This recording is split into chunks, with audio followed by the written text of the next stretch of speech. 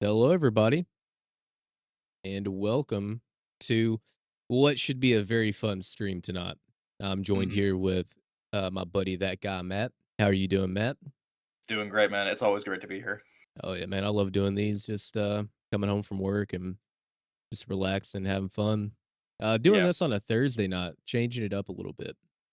yeah. So, So this is our Friday night for us, I guess. yeah, But because um, tomorrow's Valentine's Day, which I hope everybody has a great Valentine's Day tomorrow.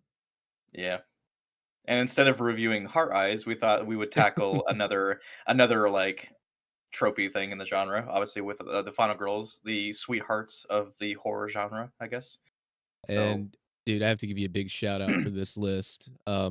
You created a great tier list, man. We got some really good final girls, and we got some pretty bad ones. we, But we ones but in here that are interesting at best. Yeah. yeah, so it's gonna be a lot of fun. So and definitely let us know your opinion on where you think these final girls should go and where you would rank them. Obviously, this is our opinion, so we may agree and disagree on a couple of them, but This is literally our opinion. Like me and Chris are like one person. We don't think any differently than the other yeah, person. it's like a So hive mind. and if you do think differently than me, Chris, then well, you're wrong. So You're wrong, buddy. yeah, yeah. But a little quick disclaimer that if this is relevant, of Mm. course we're using the template from the YouTuber Cody Leach. He had this exact same.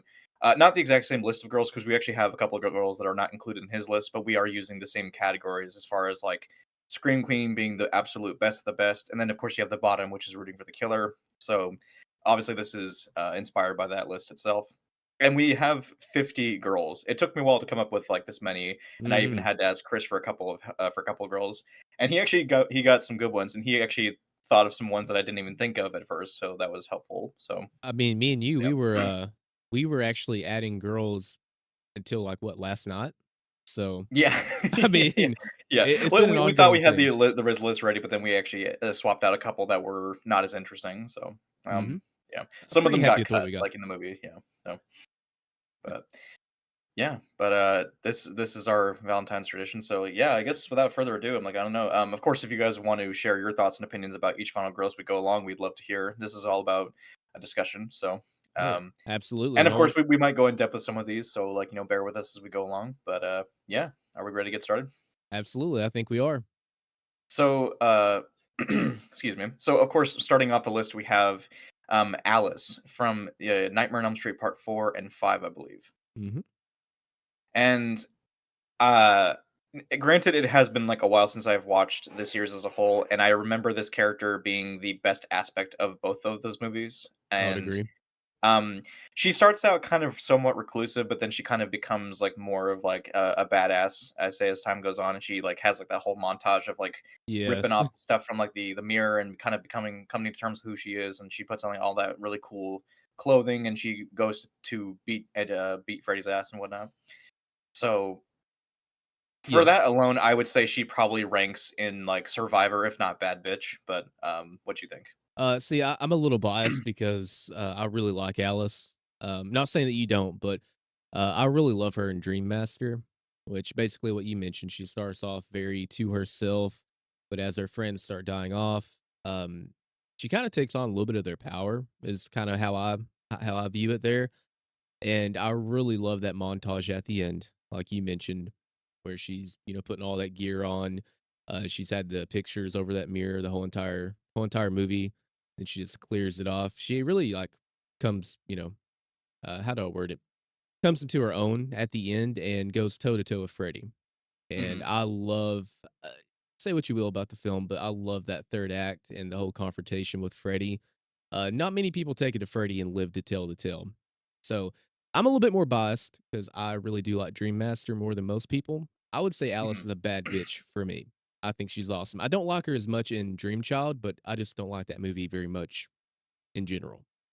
I would say that elevates her up to Bad Bitch, yeah. Like I said, it has been a while since I've watched them, but I remember like I said, the movies themselves, like, I remember she was, like, one of the more likable aspects of the movie personally, Hmm. so but, yeah, for right now, we'll rank her as Bad Bitch, and for the record, as we rank these, we're gonna probably, like, tailor them like to the end. So like we'll probably switch up a couple of characters here and there, but like for right now, this is just not set in stone. But we'll get as we go along.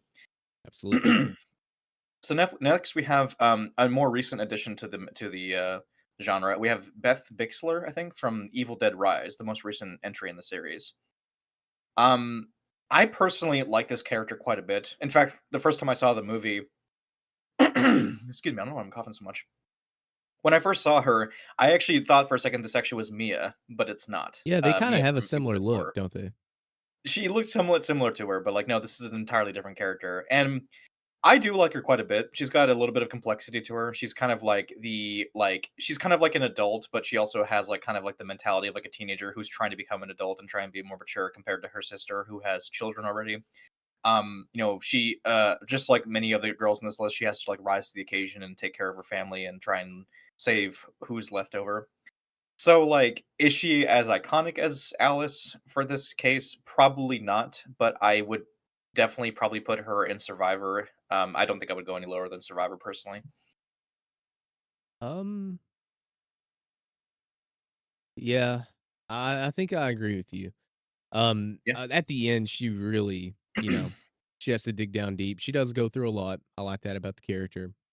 She's not just someone that just goes through the film unscathed, but she does rise to the occasion and protect her family. At the end, she yeah. gets her hands dirty.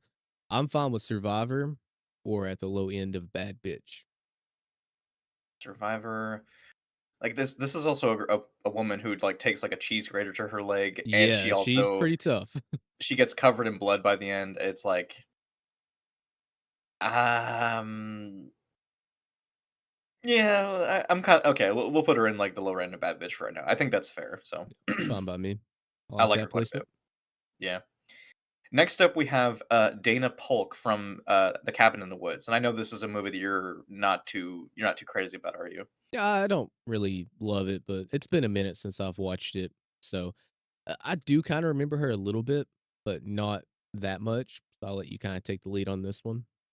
So I recently watched this movie myself for the first time not too long ago. I had heard like a lot of crazy things about the movie, and of course this whole movie itself is supposed to be like kind of flipping the genre on its head, and like it utilizes like a lot of different tropes to make it more effective. The fact that it's kind of like all this like simulation type thing.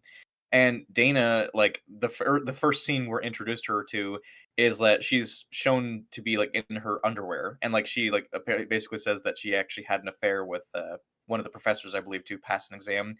But oftentimes in a horror film, we see that the rules are that like, oh, the virgin is the one who like survives, or like the good girl is Mhm. the one who survives. When like obviously that's not the case here. Um, She's likable. I wouldn't say she's, like, an amazing character, but, like, for what she is, I think she holds her own, and, like, obviously, if you've seen the movie, then you know what her fate is, Oh yeah, so, like, well, everyone's fate, basically, but, yeah, pretty much. I wouldn't put her in Bad Bitch. I would probably put her more towards, like, Survivor, if not She Got Lucky, because she's just kind of a fine character. She's not, like, amazing, but, like, again, I think sh the thing about her that stands out is the fact that she sort of goes against the traditional tropes we see with these characters. But Uh, so I would say for right now, Survivor, unless you have anything to add to it. But no, I'm completely fine with that. I think that's a good placement from what I can remember of her. yeah, She didn't rub me the wrong way or anything like that. So yeah, I would have to watch the movie again to see if it still holds up. Because the first time I watched it, I actually quite liked it, but I was not. I walked into it not really knowing what I was walking into. So yeah, I think I watched it after I heard all this hype, and you know how that happens sometimes. Doesn't really meet yeah, expectations. You mentioned Hard Eyes. I mean, man, yeah, Hard Eyes. oh yeah, Yeah, that's a movie, right? Next we have Chrissy Higgin, I think, yeah, pretty sure. from Part Three. I think from Friday the 13th Part Three. Like, what do you think about this character? Well, for the movie, I know you said character, but I like part 3 and I like that Jason, but I think I don't think she's that good of a final girl. I don't absolutely hate her, but she does, kind of defeat Jason at the end. She gives him the axe marking and, does hang him. But I felt like her character was a little boring. And you Yeah. mentioned something about the backstory the other night. If you want to kind of talk about that, how do you feel about her backstory? Yeah, so, like, obviously, growing up, Friday the 13th was, like, one of my favorite franchises, but I Mhm. always remember her backstory with Jason being kind of, like, contradictory. Like, Mhm. if you think about it, like, in this particular movie, she has, like, this flashback sequence, like, where she shows that when she was, like, a younger girl, she was actually attacked by Jason, and Jason was not wearing his hockey mask, and in fact, he wasn't wearing even the sack head, from part 2. And he was wearing the exact same clothes from part 3, but it's like it's supposed to be implied that this scene took place many years Yeah. back. And like it's like, well, where exactly does this fall into the timeline? Because it looks as if it happened just yesterday, but like it's supposed to have happened years back. So like did he change his clothes from this to the sackhead clothing in part 2 and then go back to that? It's a And whole thing. Like then the sackhead, like, it's he has yeah. hair and facial hair, and now he's completely like you mentioned, it totally contradicts itself.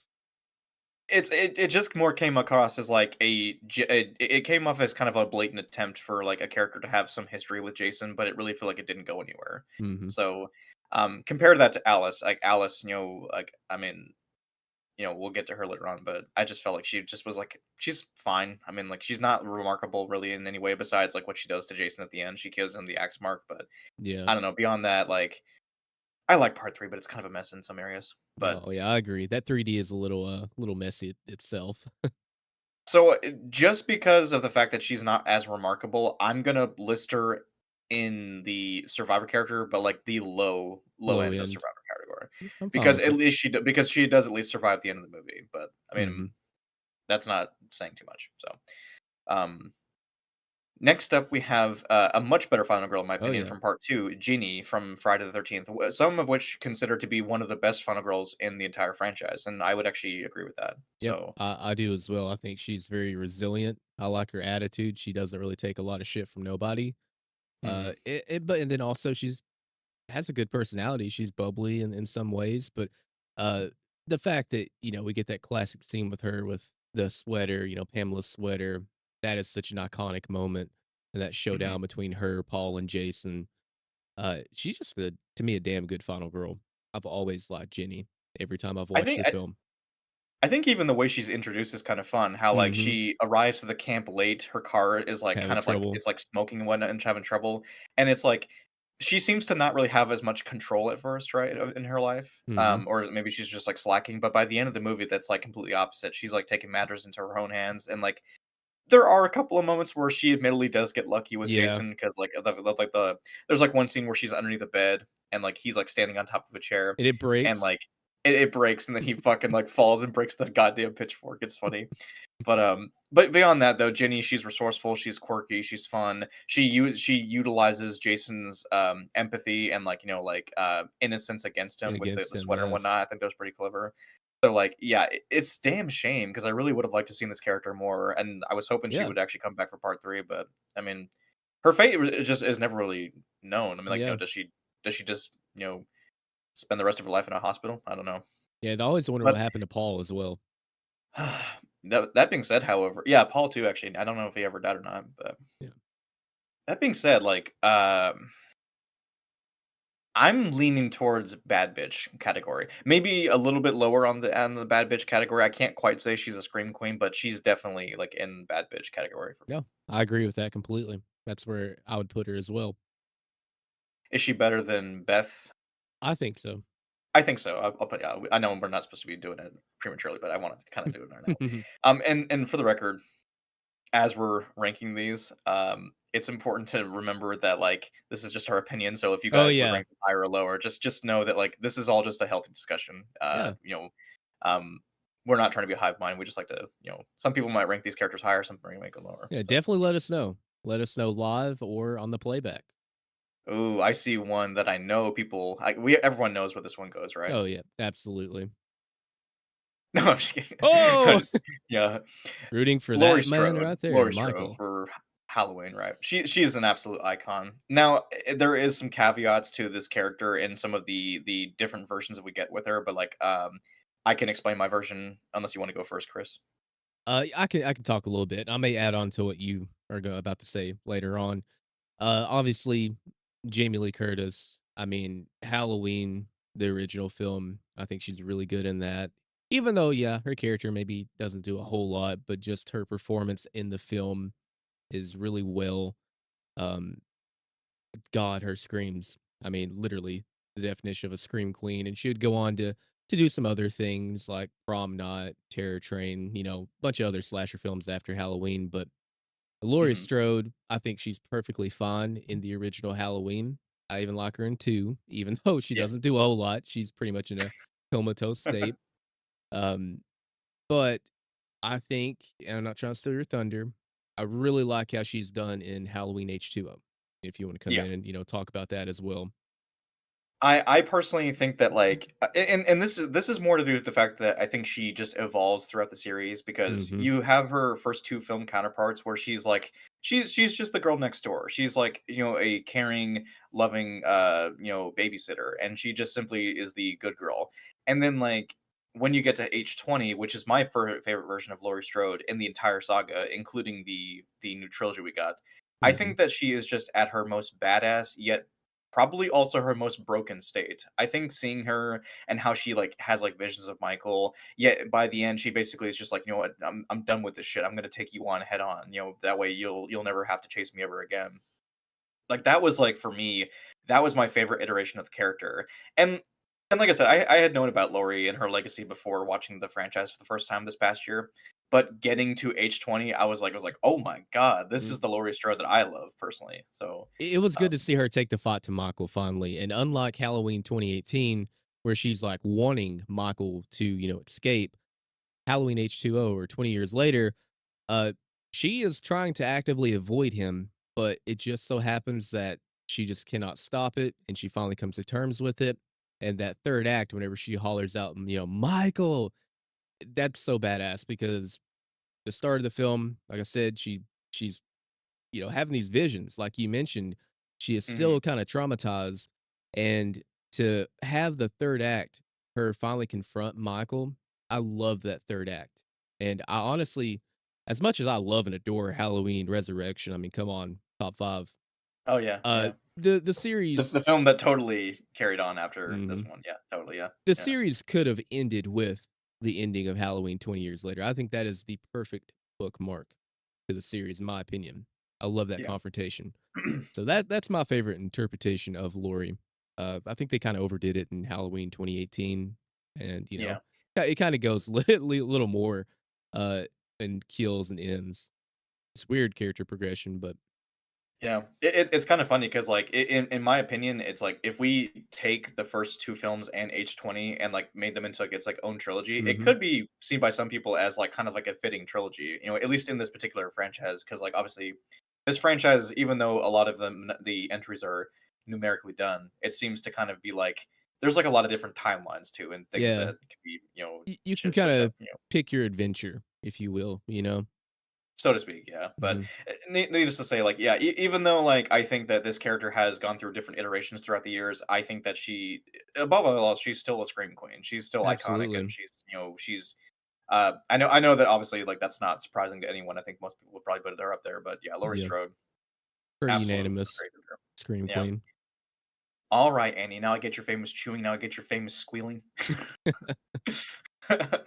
Yeah. But next up, we have this character, Stretch. You said was her Yep, name. Stretch from, the Texas Chainsaw Massacre 2, which is hit and miss with some people. I personally really love it, love Chop Top, love Caroline I've not Williams. seen it myself, so I can't comment on her, but, I think you'll either love it or you'll hate it. There's really no in between. I do Um love the actress, though. I mean, Oh, yeah, yeah, yeah, so, Caroline yeah. Williams. I remember me and you were talking about her performance in Leprechaun 3, and she's popped up Yeah. in, Th some of the that's how Hatchet I first films. found out about her personally, so Um, but my bias aside, because me and Beth did get to meet her and she was really fucking cool. I just love the character of Stretch in the film. Um, I really like towards the end how she takes on Chop Top, and she kind of starts off. I'm not going to say that she was defenseless, but she was trying to like get other people to help her out um, throughout the film, and that ending, just seeing her from where she starts to the end, I really like that progression, and I kind of think she's a little underrated. I just like her attitude throughout the film. Uh, there's a couple scenes that I can't wait for you to watch it. There's one particular scene that My buddy Jordan always talks about, um, with her and Leatherface. But yeah, I just love how she takes the fight to them at the end. Honestly, I I always like. for I always forget, like, sorry to interrupt, but is Oh, no, this you're the fine. movie that had, Matthew McConaughey in it or no? No, no, it's not. That would be the fourth one, The Next Generation. Okay, yeah, yeah. I This remember one him being has pretty over the top in that movie. Yeah, this one has some comedy in it. I don't think it's nearly as over the top as The Next Generation. That's its own other beast, but I think she's pretty underrated. I've always liked Stretch, and Caroline Williams is awesome. I loved her. So I would probably put her in Survivor. As much as I'd want to put her in Bad Bitch just for bias, I think Survivor's pretty good. I think there's a couple bad bitches on here that deserve to be a little bit higher than her. Yeah. Okay. I really need to get on to watching that because the Texas Chainsaw Massacre is another franchise that I have not seen every entry for. I've seen the They're a first little one, of rocky. course.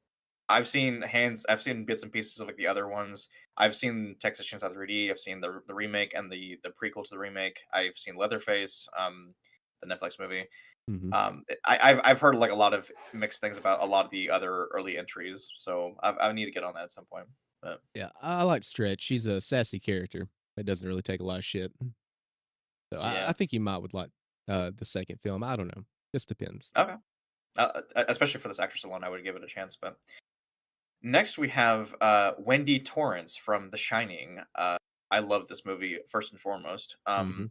Good movie. Now I know that this character is kind of mixed with some people, especially Stephen King, because like especially for someone who's read the book, I understand like where he's coming from when he says that the character in the movie is a lot different than when the book. In the book, she's much more independent and she's much more like composed and calm and she's not nearly as like jumpy as she was in the first movie. Either way you look at it though, I think Shelley Duvall still gives a really good performance with the character and Stanley Kubrick definitely got the most out of her acting here in this movie. But I would say in my opinion, even though I love this movie and I love the actress herself, I would probably just put her in the lower end of Survivor only because like there's, like, one altercation, like, where she cuts Jack's hand when he tries to, like, cut through the door with the axe, but beyond that, I mean, she's not exactly the most remarkable character either. So, I don't really have a lot more to add than what you've said. She doesn't really do too much throughout the film other than that one altercation. The movie is great and her performance is really good. The character just doesn't do a whole lot other than run and scream and stuff like that. So I agree with that. Put her in the lower end of Survivor. do we put her below Stretch or I mean, I think Stretch does a little bit more. yeah, okay, yeah, I was gonna say, yeah. Again, love Shelley Duvall, rest in peace, love her to death, but, yeah, just the actual character performance here necessarily. Okay, so next we have I always forget this. What's this character's Tori. name from Tori? H- Tori from the Leprechaun, the first one. How can you forget her name? Her character is so memorable. She of course, yeah. The actress is memorable. I think she often tries to forget this movie existed, but Yeah, she goes a different route than Matthew McConaughey. He embraces his horror roots. Jennifer Aniston does not. even Sigourney Weaver and Yeah, I mean even Jamie Lee Curtis, like they acknowledge the roots and they love it. So I guess she's um ashamed of the Leprechaun series. I I'm not even trying to be funny when I say this, but like I honestly think there's no other way to put her. I probably would have put her in rooting for the killer when I first at first because like, the character just has nothing to her. Like, I think the most she says in the movie, she's like, "I don't like this place. It's too dry. It's too damp. Like, this place is boring. There's no reception and whatnot." But then I'm thinking, like, you know what? Out of respect, because the leprechaun could have easily killed this person, right? The leprechaun has Oh, like so yeah. many tricks up his sleeves. I'm gonna do this just because it's funny, but I feel like she just got lucky, personally. She did. Like, She got carried throughout the film, in my opinion, by the other characters around her. Not that they're yeah, very competent either, but the Leprechaun had plenty of opportunity to kill her, and, I mean, she just got lucky. yeah. The leprechaun can kill people by them just being distracted by his gimmicks and whatnot, and it's like Yeah. I'm just surprised that like for like even though the Leprechaun one is a pretty like I think it's my favorite entry in the entire franchise probably because it's probably the most well made one. Mhm. But like even then like that's not saying a whole lot. No, But like it's a it's a low hanging fruit. But like I Mhm. like this movie. But I mean like I don't know Tori she's just a whatever character. So I mean I She's even agree. less impressive than some other final girls we have on those lists, but, like, yeah, Yeah, great actress, not a great character, not very well written, and she doesn't do very much in the first Leprechaun movie. literally, just I'm just saying it to be funny, but she literally got lucky, She so, did. yeah.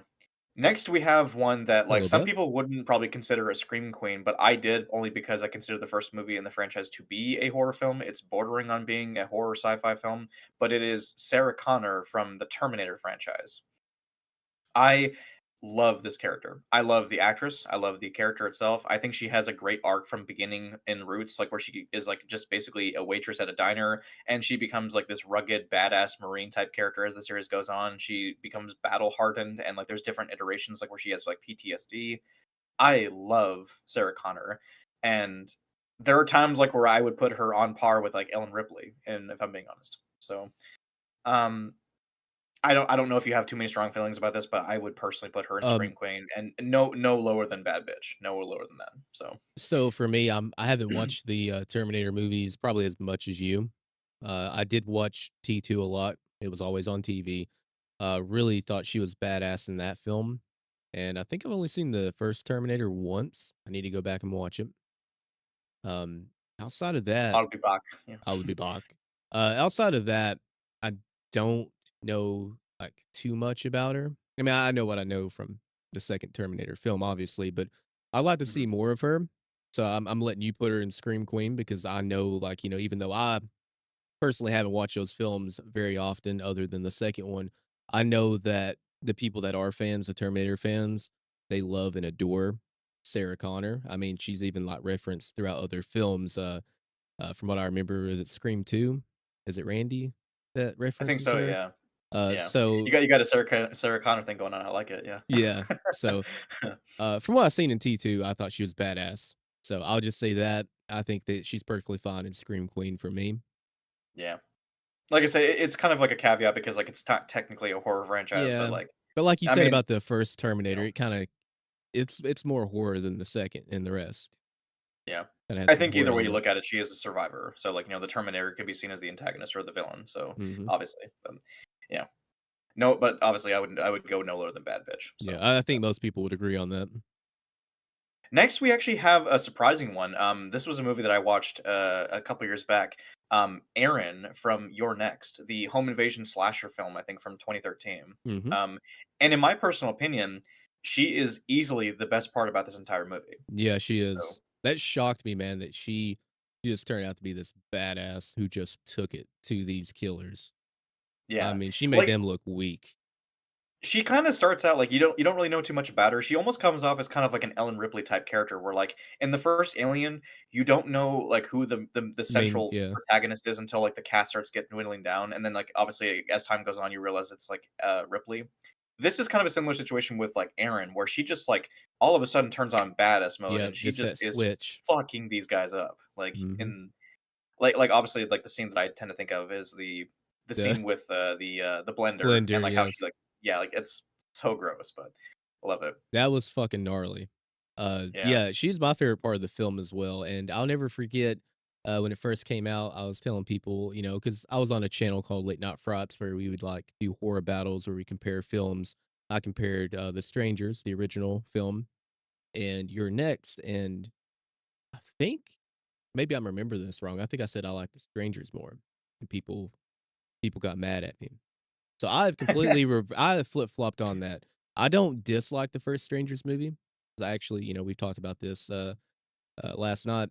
I like it more than you, but I think Mhm. Your Next is just so much fun, and Erin is a big part of that just because of how much of a badass she is, and she Yeah. definitely makes Yeah. this film entertaining and satisfying to see these killers get, their comeuppance. So, I'm completely fine with putting her at bad bitch, in my opinion. What do you think? Oh, I would definitely say like and like it, to go along with what you're saying, I kind of want to rank her like damn near close to Alice. Like that's Yeah. how good she is. Like I'm fine with I that mean, because she took out a lot of killers, and yeah. I mean, if it wasn't for her, they would have probably won.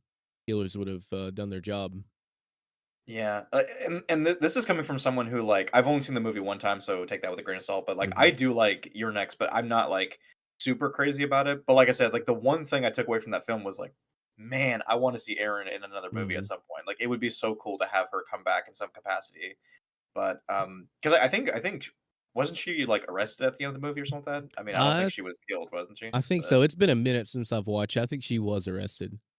yeah, Uh, because the police, like, thought she was a killer for a second. yeah. What But, yeah, she was badass, and the fact that she was only in 1 movie and she had that much of an impact Mhm. showcases just, like sometimes all it takes is the one performance, and, like, then you can have, a pretty good, performance. Like, she's not quite Scream Queen, but, like, it's like if she came back for a second movie and she did something equally badass in the movie, I could see how she would go up in that category for Scream Queen, but Absolutely, I agree. damn near close to it.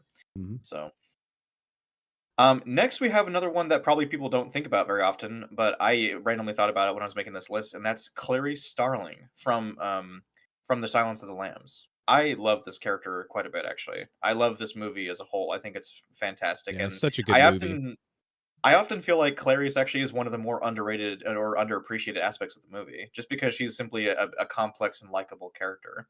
But um, yeah, she's obviously more of the smart type rather than getting your hands dirty type Yeah. thing. She's not obviously getting in the killer's face as often. Of course, there is eventually the scene where she takes down Buffalo Bill. Spoiler alert. Sorry.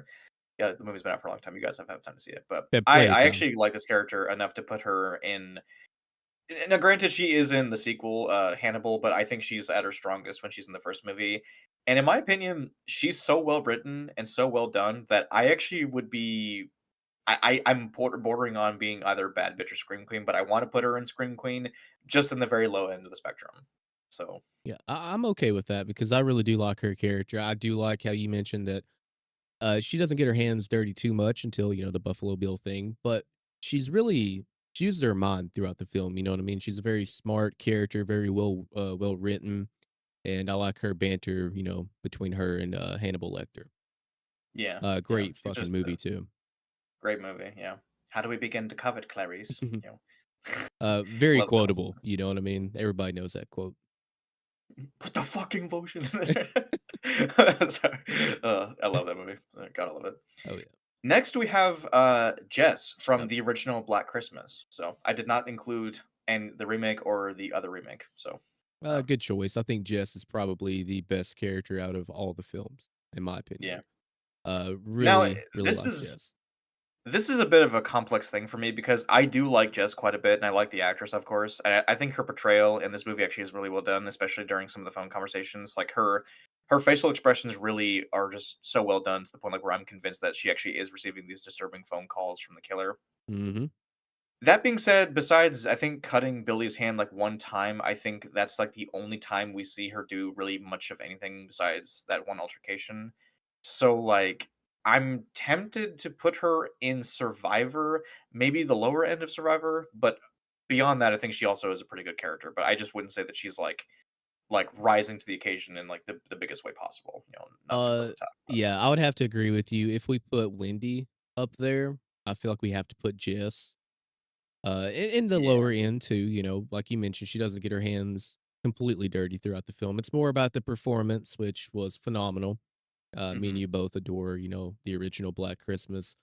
Olivia Hussey is a shame that she, recently passed away. Rest in peace to her. Yeah. Terrific performance. Love the character. Love that movie. And I'm completely fine with putting her at the lower end of Survivor. You know what's crazy is that I think when you and I did the Black Christmas, review, I think it was, like, a couple days, if not a week afterwards that we did it, Yeah. or that was that she passed away, so, like, it Yeah. was, like, really relevant timing, so, It was. um, yeah, but absolutely great movie. I love Black Mhm. Christmas, it's Fantastic. such a good movie. Um, of Mm. course, we have the masterclass Ellen Ripley, from the Alien series. So, do I need to even argue this one? Like, Nope. easily top 3. If Uh, well, maybe top 5 at least, but yeah. for me personally, I like her better than Sarah Connor, but I'm more of a horror guy, Oh, That's my bias. If it I do was like Ellen Ripley, yeah, I like her enough better, yeah, if so we're just going with the first performance, which me and you both prefer, and again, we're a hive mind.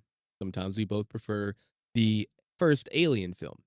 If we're mhm, going off of just that, I think her performance is fantastic.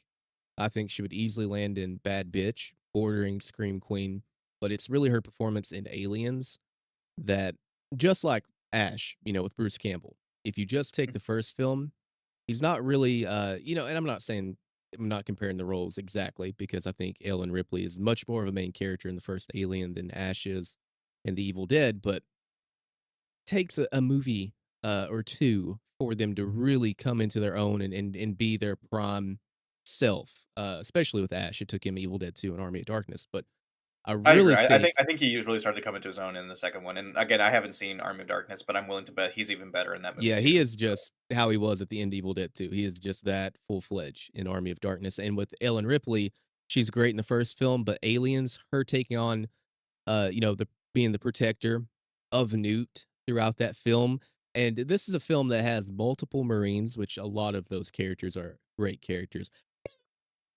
Um, Great characters. She is probably the biggest badass in the fucking film.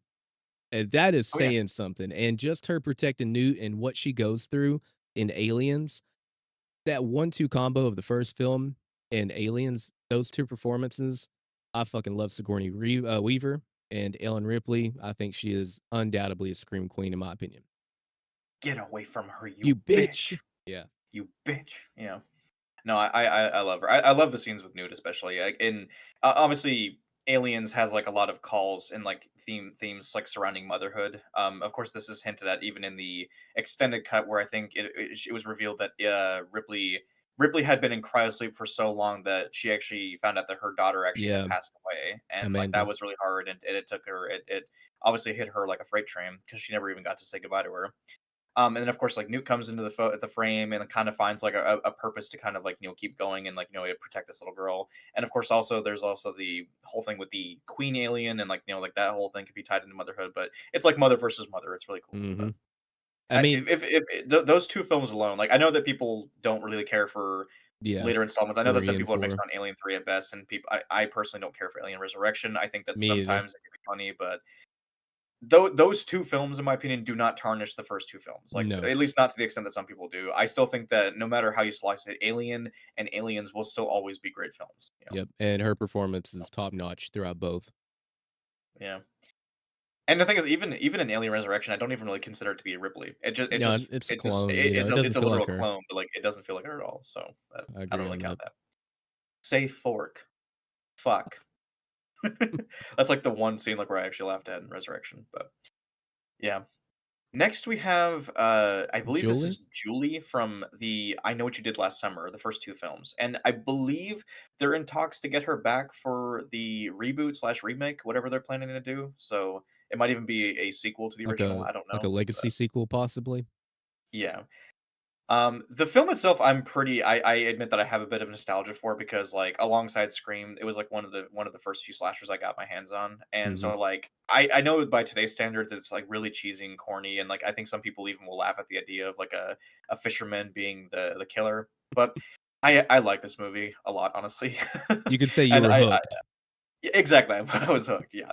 I couldn't take my eyes off it, but, I thought Julie I mean, of course, the actress is very Oh, pretty, yeah, Jennifer Love but, like Hewitt. I like her. yeah, Jennifer Love Hewitt. But on her own, though, I think she's just kind of like an okay character. Like, I don't remember her being too remarkable if I'm trying to look past my biasism, but, well, I mean, like, I don't know, what would you say about her? I kinda feel the same, man. I don't dislike her, but I don't overly like her. I think she's perfectly mid. I don't Yeah, I don't yeah. really I don't know. I can take it or The leave it. best thing I can say about it is that, like, at least she does semi-defeat, Ben by the end of the movie, like, the killer, of Mhm. course, but, like, I say defeat, but, like, she chops off his hand inadvertently, but, um I'm gonna just say it like somewhere like between like Stretch and maybe like I mean like I don't know like again I haven't seen Stretch but like I kind of like want to put her like somewhere like over here maybe between these two but Okay. I don't know maybe like right there I guess just right for now. It's kinda bothering me that Jess is that low, though, compared to her. Uh, okay, we'll put Jess right here for Okay, right now. yeah, Yeah, that makes me happy. only because I think Jess is like just a much more A complex character. I better think so. written character. Yeah, we're not just ranking like their we're ranking like the looks, the likability, of course, like how useful they are, how like their legacy, that kind of thing. So I mean, Mhm. like, but I think Jess is just a more likable character overall. She's got more complexity to her. Absolutely. Now, okay, so like this one's interesting because I've only seen the first film with her in it, but she is in the second movie, according to Mhm. you. Kirsty from the Hellraiser series. First and second one she's in. You've mentioned that she has a really pivotal role in the second one. She becomes even more of a badass character. Well, But in the first one, I thought in the first one alone, she actually was kind of a bad bitch, only because she goes up against like she's willing to talk back to the Cenobites mhm. and Pinhead, and basically like she's scared, you can tell, but she's like not trying, but she's like trying to hold in her fear as best as she can, even though she basically is just like, what the fuck's going on here? So, No, I agree. Um, it takes balls to do that. She just kinda has, like, that no fear. I mean, yeah, she is scared, but she hides it very well. She rises to the occasion and faces what she has to face with the Cenobots. I really love her performance in the first and the second one. I might be overstating, that scene I was telling you about last night. It's just something that I was like, "Oh, shit, I wasn't expecting that." That I was like, "Okay." mhm. Add that on to the performance of the first film, and I think she's really underrated to the fact that I would even say she's a bad bitch, in my opinion. I think, I kind of like based on the first movie alone, I'm tempted to put her above Ginny, like, maybe, like, below Aaron, but, like, Yeah, w I'm okay y with that. okay. Like I said, I still haven't seen the second one, but, like, Mhm. if she also, like, continues, like, kind of like that Yeah, same that badass in the performance, second yeah. one, then I could see how she would, like, lend herself even further into that category, but, Mhm. like, yeah. And I think, I like her quite a again, bit, I so. think she's just underrated, man. I don't hear a lot of people talk about her. No.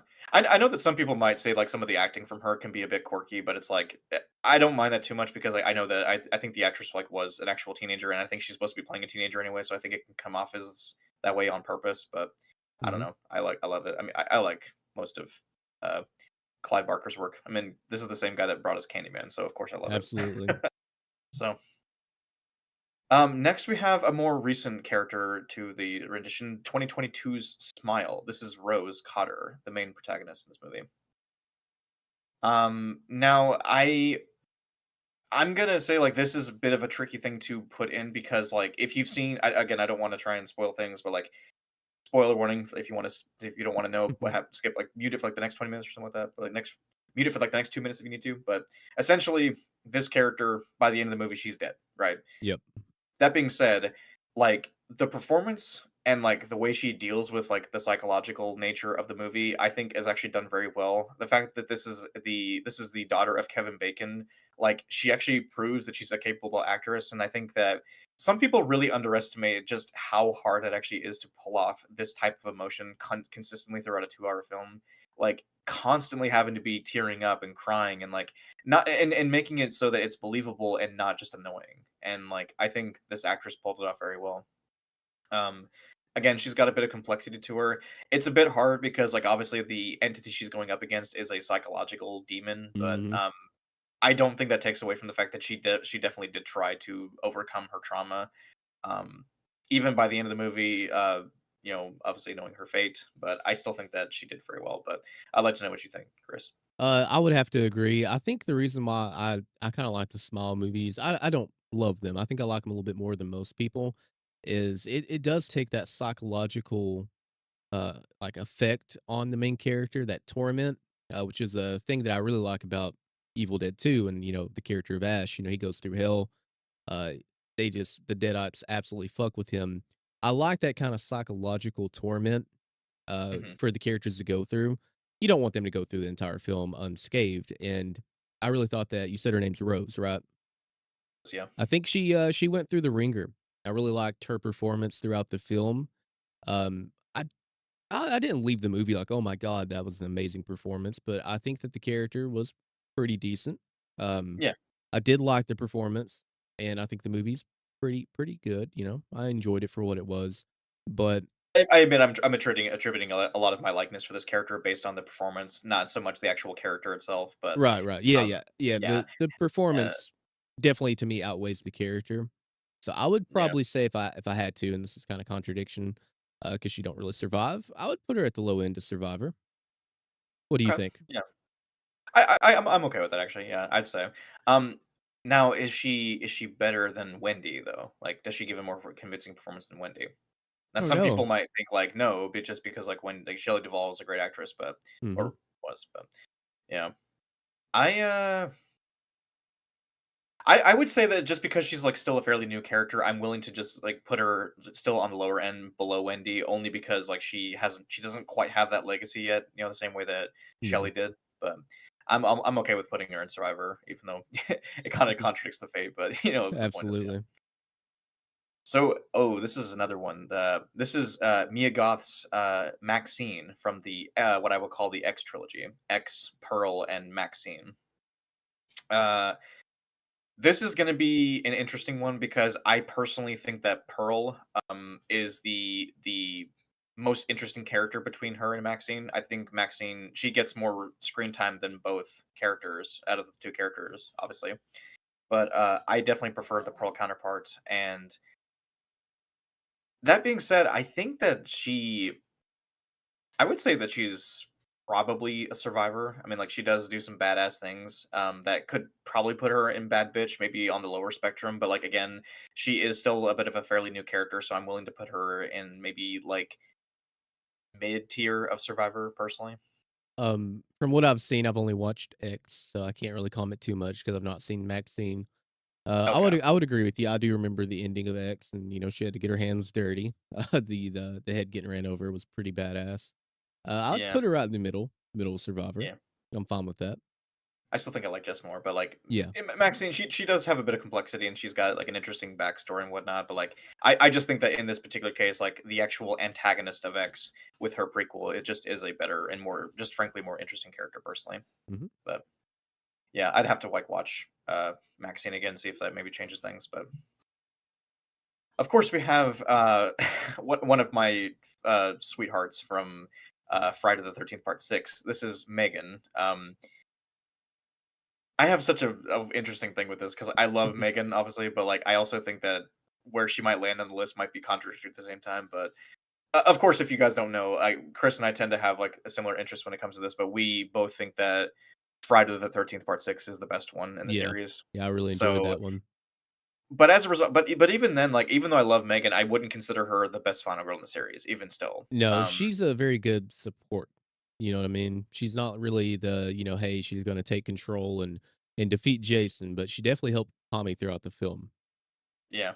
And her I feel like I personality. was kind of, like, being nice when I put her on her because technically she's not even a final girl Yeah, because she true. does thrive alongside Tommy, but, I just think she's a fun supporting character, so, like, I was willing to, like, let it slide because it's our list, we're gonna do what we want, Yeah, so we need to change it up and have some black sheeps in here that most people yeah. probably aren't looking for? So Let's go pull Molly back from Sleepaway Camp 2, put her yeah, back yeah, on bring her the back on list. the list. But, Um, yeah, she's fun, no, isn't she? it's yeah, she is fun, and, like, I think the biggest thing that you could say about her character is that she is very helpful, and she's very willing to help Tommy defeat Jason, but it's like, that's the thing about her is that she's almost too Too willing to willing, help out yeah. Jason.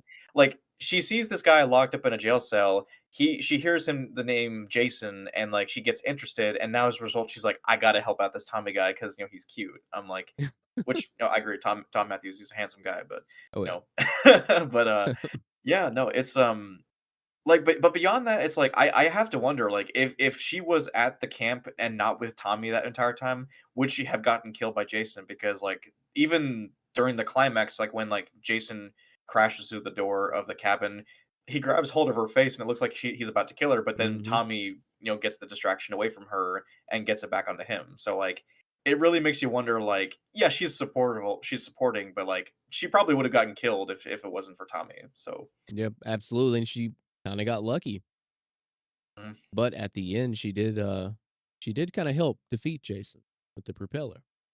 yeah. So That is true. it's kind of that odd in between, like, she doesn't do too much, she almost dies, she gets lucky, but she does help defeat Jason, so it's a Ugh. tough one. Now, if we were to put her and she got lucky, she would obviously be above Oh, yeah, Tori, Tori, obviously. absolutely. She'd be at the Um, top tier if she got lucky. only because Megan is just like a lot more fun. She's just really fun. So, Yeah, she's a good um, character. I'm not like I said, like when I watched the movie as a kid, I had the biggest crush on her. So, but um, that being said, if we did put her into Survivor, she would probably be like on the lower end of Survivor. But Mhm. I think that's being fair. Maybe just putting her in like the low end of Survivor. I'm So, good with that. yeah, love you, Megan, but we got to be somewhat biased, or somewhat objective here. Absolutely. Next, we have Clear Rivers from the Final Destination. I think one and two specifically. Mhm. Now, I have a bit of a complicated thing here because I'm just going to be upfront and say that I'm not the biggest fan of this franchise as a whole. Even as a kid, I didn't really care for them. I thought they were a bit too formulaic for my liking. But I do remember Clear being like a perfectly fine final girl. She was like okay in the first movie, and like she was somewhat resourceful in the second movie. But like then again, I haven't seen the movies in like a long, long time. But I often do see Clear brought up in the discussion for Final Girls. So, And do you have anything you want to add on to Chris? she's definitely a fan favorite from, what I can remember, when I've looked up reviews and just general discussion about the Final Destination franchise. Yeah, I really like, I'd say I like the first 2 quite a bit. I even like 3, even though it kinda goes downhill. I like the actress quite a bit, and I think Clear, I think she's good. She's perfectly fine. I would say, even though, her fate in, the second film, doesn't represent this, I would put her in the low end of, Survivor, ahead of, Megan, Rose, maybe somewhere through there. maybe Wendy. I mean, Mhm. just because she like actually is in like two films. So I mean, like, Right. but the only thing I could say about Wendy is that she actually survives, whereas Clear just.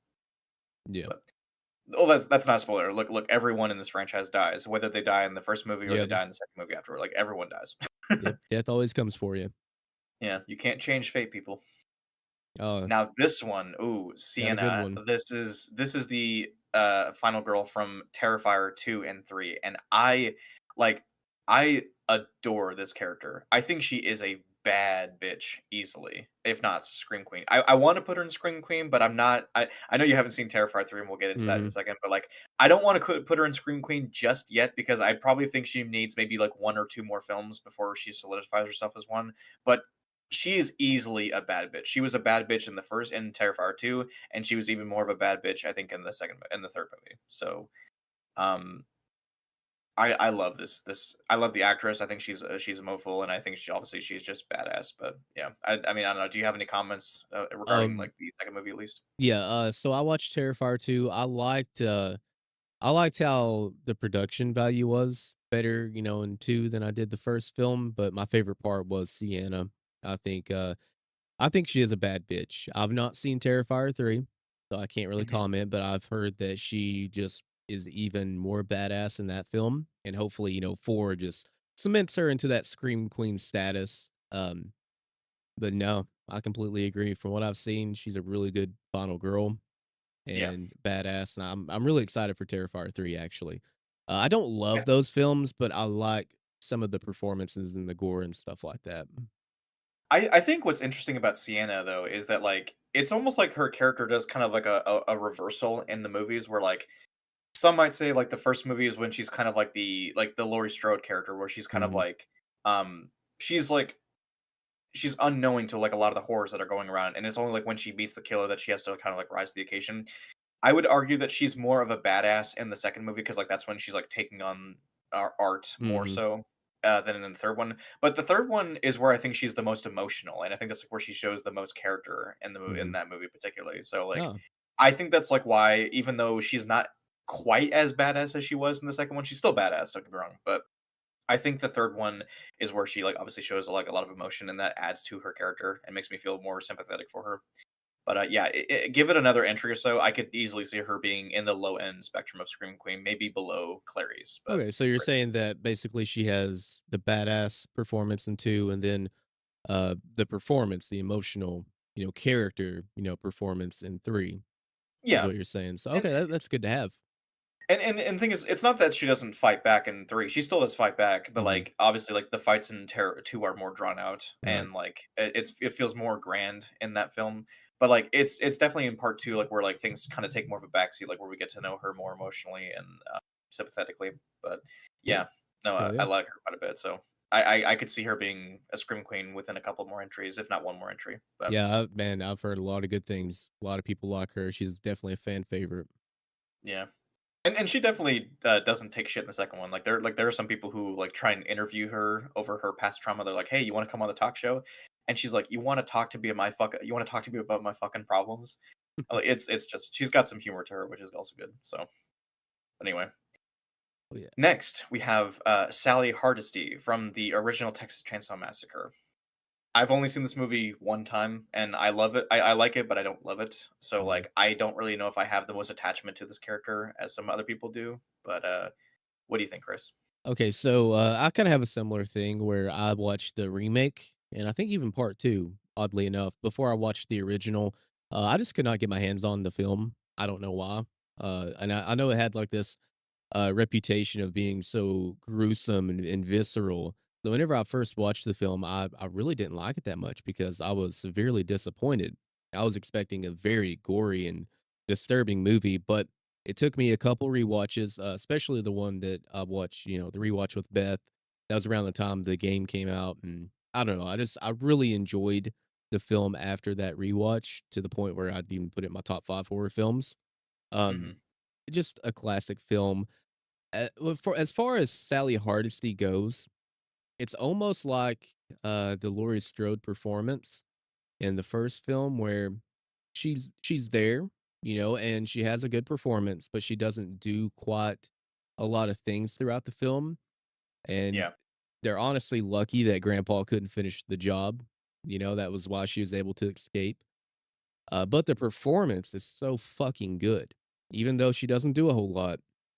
Just for the performance alone, I can't really put her in bad bitch because I don't think she does a whole lot, but just the psychological torment, emotional and physical torment that she goes through throughout the film, the shots of her eyes and just the terror, I would put her in Survivor. I know that might rub some people the wrong way. I think she does a great job performance wise, but I just don't think she's as iconic as Ripley or Laurie Strode. Now, had we got a couple more films with her, maybe that'd be a different story. Yeah, well, we did get Oh, the yeah, I don't count Netflix that. one, but again, like, again, Leatherface. it does not feel like the same character, does No, it? not Like, at all. And they brought her back just to get mopped. I mean, come on. I think putting her in, like, middle of the road is I fine, mean, like, because she does survive, but let's be honest, she doesn't do a whole lot, you know? She kinda yeah, got lucky in the fact that, like I said, grandpa couldn't muster up the strength to finish her off. yeah. Mm, I'm kind of in agreeance. Like I said, I've only seen the movie, like, one time, and I remember her just being fine. yeah, Again, but, like, I admit that, like, I just didn't grow up watching the original Texas Chainsaw Massacre. I respect it more than I love it personally. I mean, mhm. I know I some people I tell people I love the remake, the 2003 remake, and I think that's easily the best remake that Platinum Dunes has made besides Friday the 13th. But, Yeah, those would be my um, 2 favorite remakes as well, from Platinum yeah, Dunes, at least. yeah. I think, like, the remake does a good job at kind of maintaining what the first film did, but just more like, amped up and more gruesome. It was definitely a terrifying experience when I first saw it Yeah. as a kid, I but do like how amped up the gore is. The only thing I don't like about that film is it almost feels like it's too polished, you know what I mean? Like, where the original definitely felt dirty and gritty and, it could almost feel like it actually happened, you know? I think yeah, well, the fact that, like, also, like, the original just, like, had, like, kind of like a almost like a grindhousey, kind of, like, Mhm, sweaty, kind of, like, dirty look to it. It was, like, rough around the edges, and I think that's what made it more realistic looking, especially mhm. with the props and whatnot seen in the house, which was phenomenal for its time even. I think the only time, like, where, like, the movie reaches that peak is obviously when it starts raining in the remake, but even then, it's just like, Oh, it's yeah. rain, I don't know. I don't know. But, yeah. Up So, good next, good. we have, Oh, yeah, this is the woo, Sleepwalker. Yeah, this is Nancy Sleepwalker. mm, Um, so, I could go on a whole tangent with this particular Nancy, but, like, we have, like, a lot to discuss here, so, like, I don't know, do we wanna do, like, a Cliff Notes version, or do we wanna talk? Because frankly, this is for me anyway, this is easily going into rooting for the killer. yes, I'll try to make it quick. Spoiler alert, I love Nancy in the first film. I can't believe that Rooney Mara, I've heard she's a great actress, but in this film, she just does nothing. Elm Street's such a creative franchise. The character of Nancy, I think, is such a good character, and to take this role and do nothing Mhm. and have no memorable lines or moments throughout the film, and to make me actually wanna fall asleep throughout the film is a shame. I mean, honestly, I think Quentin is a better character than Nancy. I think even Chris, who, was playing the Tina character, was way better of a character than Nancy in this film. Just unlikable. She really just put in I don't wanna say this. It feels like she put in 0 effort. I think it's the writing more so than the actress, because I know that she can act. I've heard that before. People say she's Mm, good, but in this film, she just wasn't. Uh, no. yeah, I did not like her at all.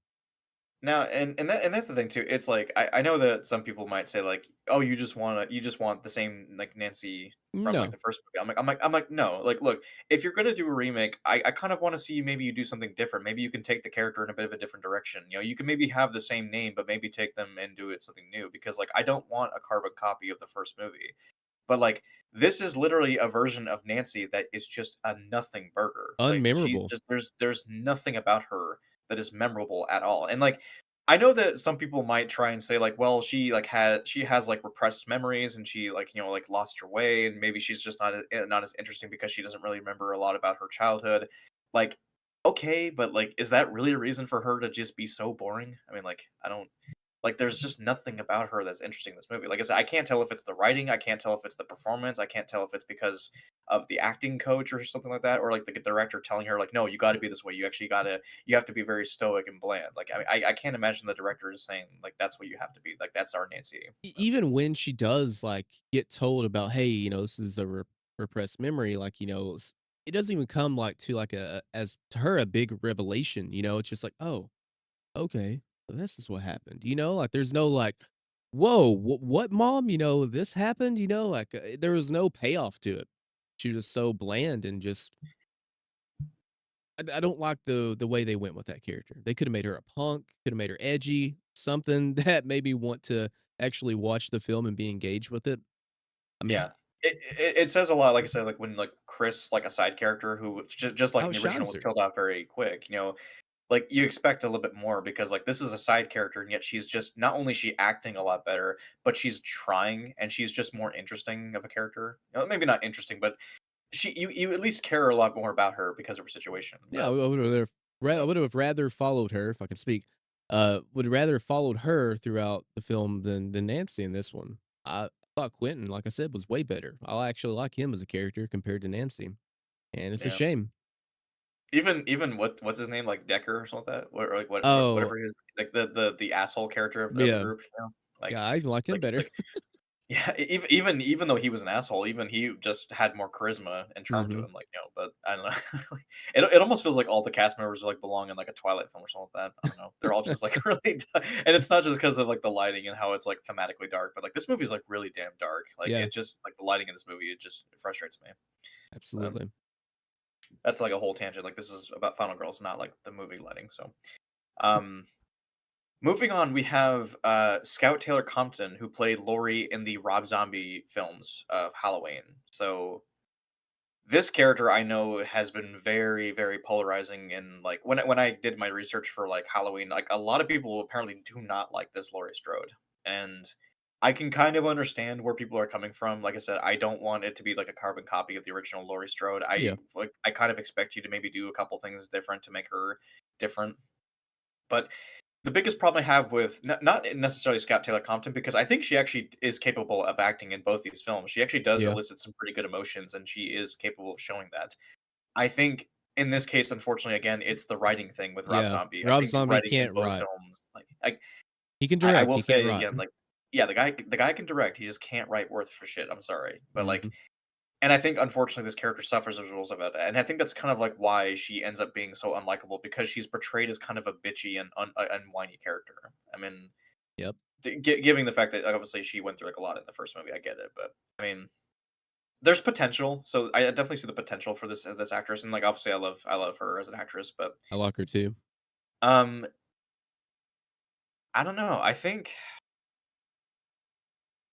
I'm tempted just to put her in probably Survivor, like, very low ends of Survivor, only because of that, like I said, I see the potential, but, like, she just doesn't really and it's unfortunate because you are, obviously trying to base this character off of, like, one of the most beloved horror protagonists, but really, it's just unfortunate she was held back because of the writing, so, uh, I'd have to agree, like, I don't really like those movies very much, but I don't absolutely hate this interpretation of Laurie.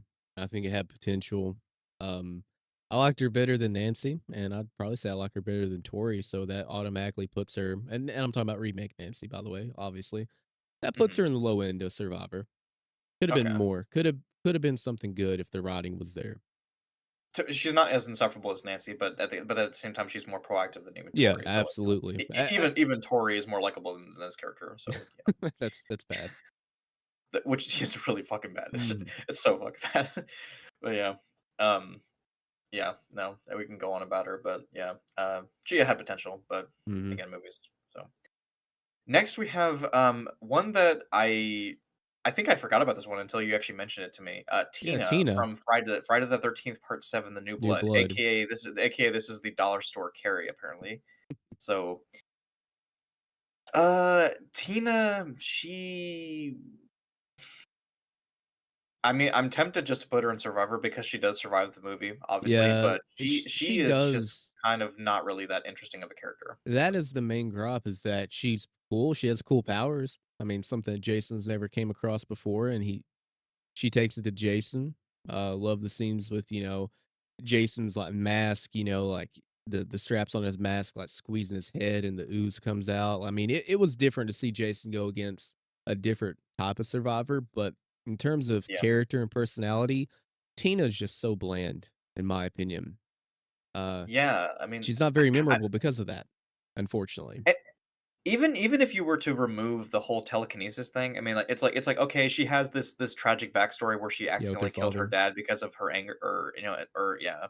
It's like, okay, it gives her, like, a like, somewhat of a complex thing with her character, but even beyond that, like, I mean, I don't know, I never really found her to be like, she's not insufferable, No. she's just fine. She's, like, again, like, if we wanna go back and describe like Julie, for instance, from Yep, Never that's Never Summer, exactly. she is just the definition of a mid survivor. So Yep. I would have so, to I'd have to agree on that. That's exactly who I was thinking of that she reminds me of Julie. She's but even then, fine. I probably would still prefer Julie over Tina personally. So, Yeah, uh, probably. I'd probably have to agree. but then again, like it also should be stated that like a vast majority of the final girls from Friday the 13th are what I would consider to be mid. Like I said, Ginny is like Mhm. the only one that I would be willing to put up in bad bitch. Yeah. Maybe mine is like another character we'll get to soon, but yeah. Um, More recent addition, of course, we have Sam Carpenter from Yes. Scream 5 and 6. Um, so this is a character that I and it's kind of interesting because like now with the developments of Scream 7, of course, now we basically have to consider the fact that she's only been in 2 movies, but Yep. like she made a bit of an impact in part 5 and 6, I'd say. Like I do like the actress Melissa Barrera. Mhm. She doesn't have quite as much charisma, in my opinion, as, like, some people say she does. I think that, like, her sister, Tara, of Mhm. course, this case is, Jenna Ortega.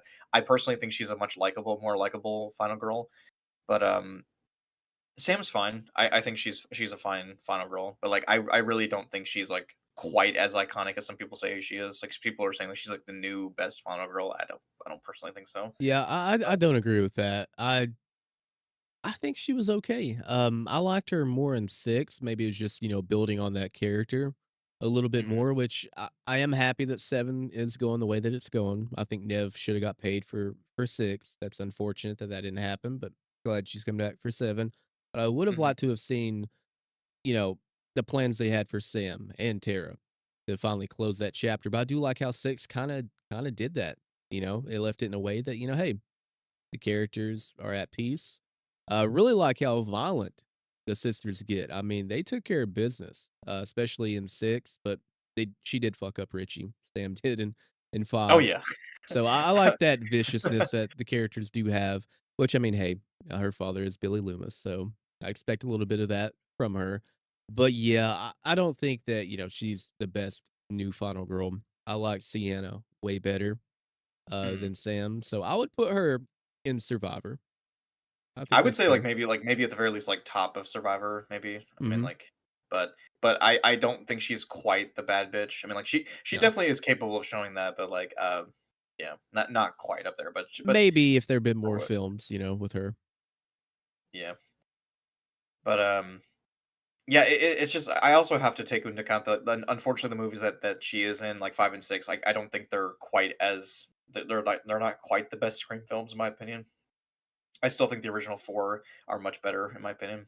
But, 5 and 6, I think for the most part, they do carry on the legacy fairly well, and like I said, I'm curious with Kevin Williams coming back, well, just being the director for the first time Mhm. instead of the writer, it's gonna be very interesting, and I'm curious, so. Yeah, I'm hoping they bookmark it. Now we have, this person who's I don't remember her name Is it from Resurrection. Sarah? I don't remember her, let me see if I can actually find it, or what's her name? I think it might be Sarah. I could be wrong. Sarah Moyer, I think, yeah? Okay. Is that what I don't she's just there. She's literally just She there, has, like great screaming ability throughout the film that's showcased when she no, no, I probably would have put her in Rooting for the Killer originally. I think what we did when we were doing, like, a trial run for this last night, I did, but, like, honestly, the more and more I think about it, I'm like, she's kind of on the same level as, like, Tori, and that's saying something, but, like, Mhm. she just kinda got lucky because, like, she had, like, one fight with, like yeah, I would even probably put her above Tori because at least she did fight Michael very briefly, and she had a corny ass line, but, like, beyond that, like, she is just nothing. She's like a nothing character. Like just she just feels like the most it's like they had like a template for a final girl and removed all the likable aspects and then they're like, okay, you're the final girl, but there's nothing interesting about you. Like that's really it. And Like if you think about it, Matt, I'm not defending her at all, but I don't know why they did this because you have Laurie Strode as the final girl. Okay, mhm, when Laurie's not there, we have Jamie and, Rachel. In 5, we have Jamie, we have, Tina, you know, and in between, you have Dr. Loomis.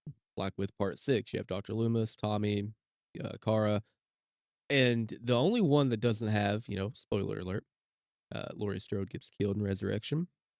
The only yeah. one that doesn't have Laurie, Dr. Loomis, or even Jamie, you give it to a new character. Like, how are they supposed to fill those shoes? I mean, that just goes to show that they shouldn't have killed Laurie off. Resurrection shouldn't have really even been made, in my opinion. Like I said earlier, H2O was the perfect bookend. You know, go ahead and remake the, series after that.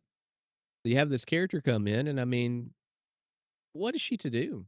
I mean, she's pretty bland, and she barely gets to fight Michael, but at least she does fight Michael. But I just can't believe the concept of resurrection. Like, who thought that was a good idea to make her and just that film?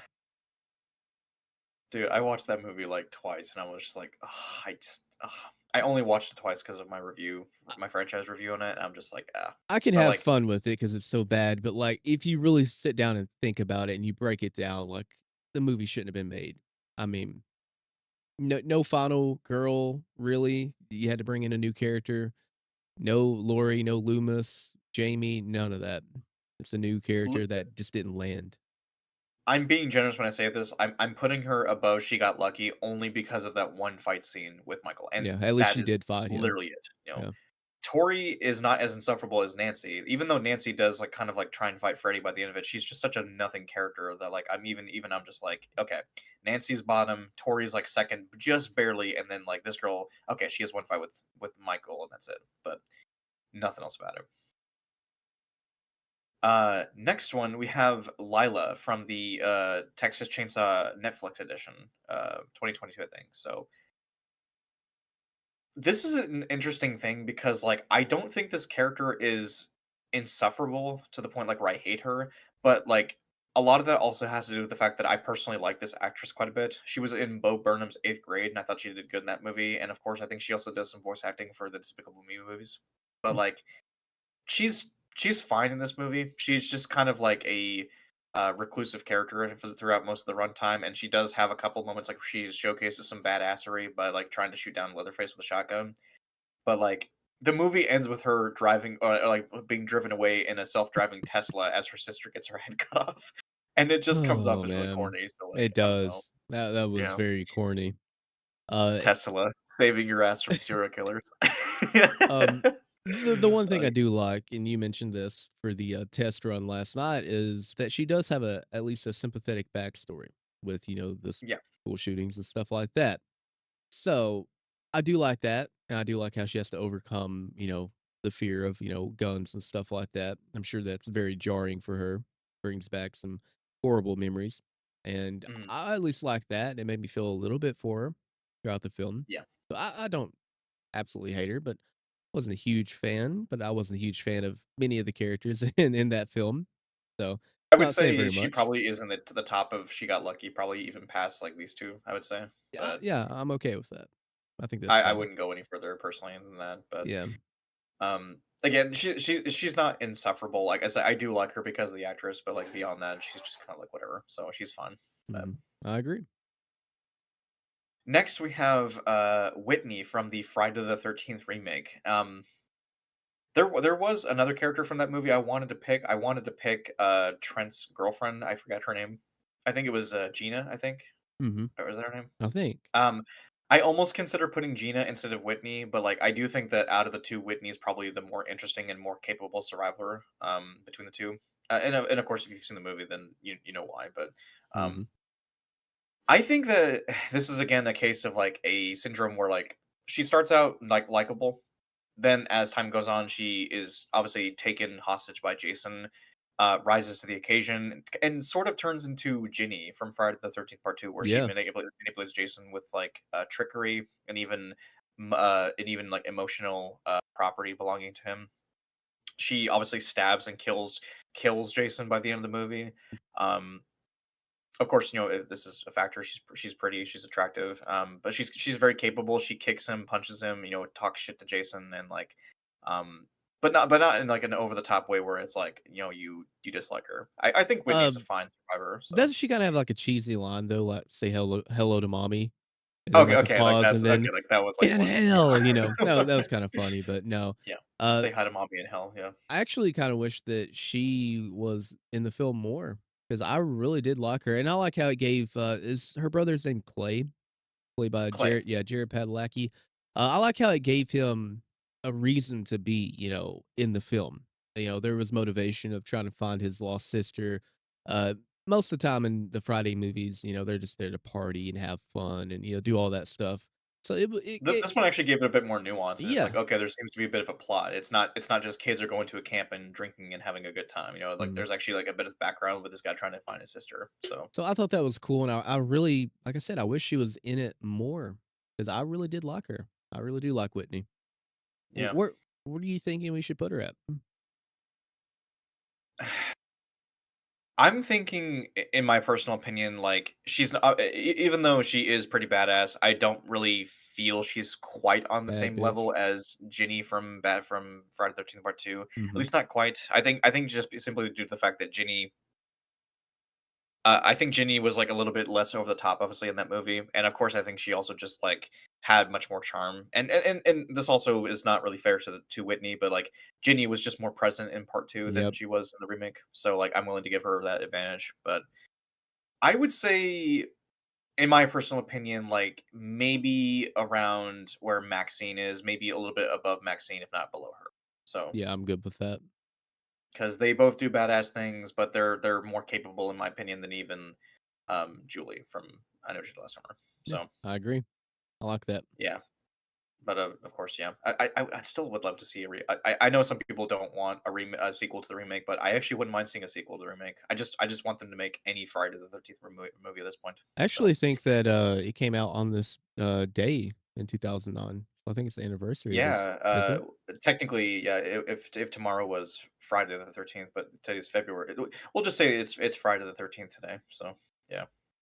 So hell yeah. Damn, has it been that long? 16 God, years, huh? that's Jesus crazy. Christ, man. Wow. You're getting old, I Matt. was I was 11 years old when I watched that movie. Damn.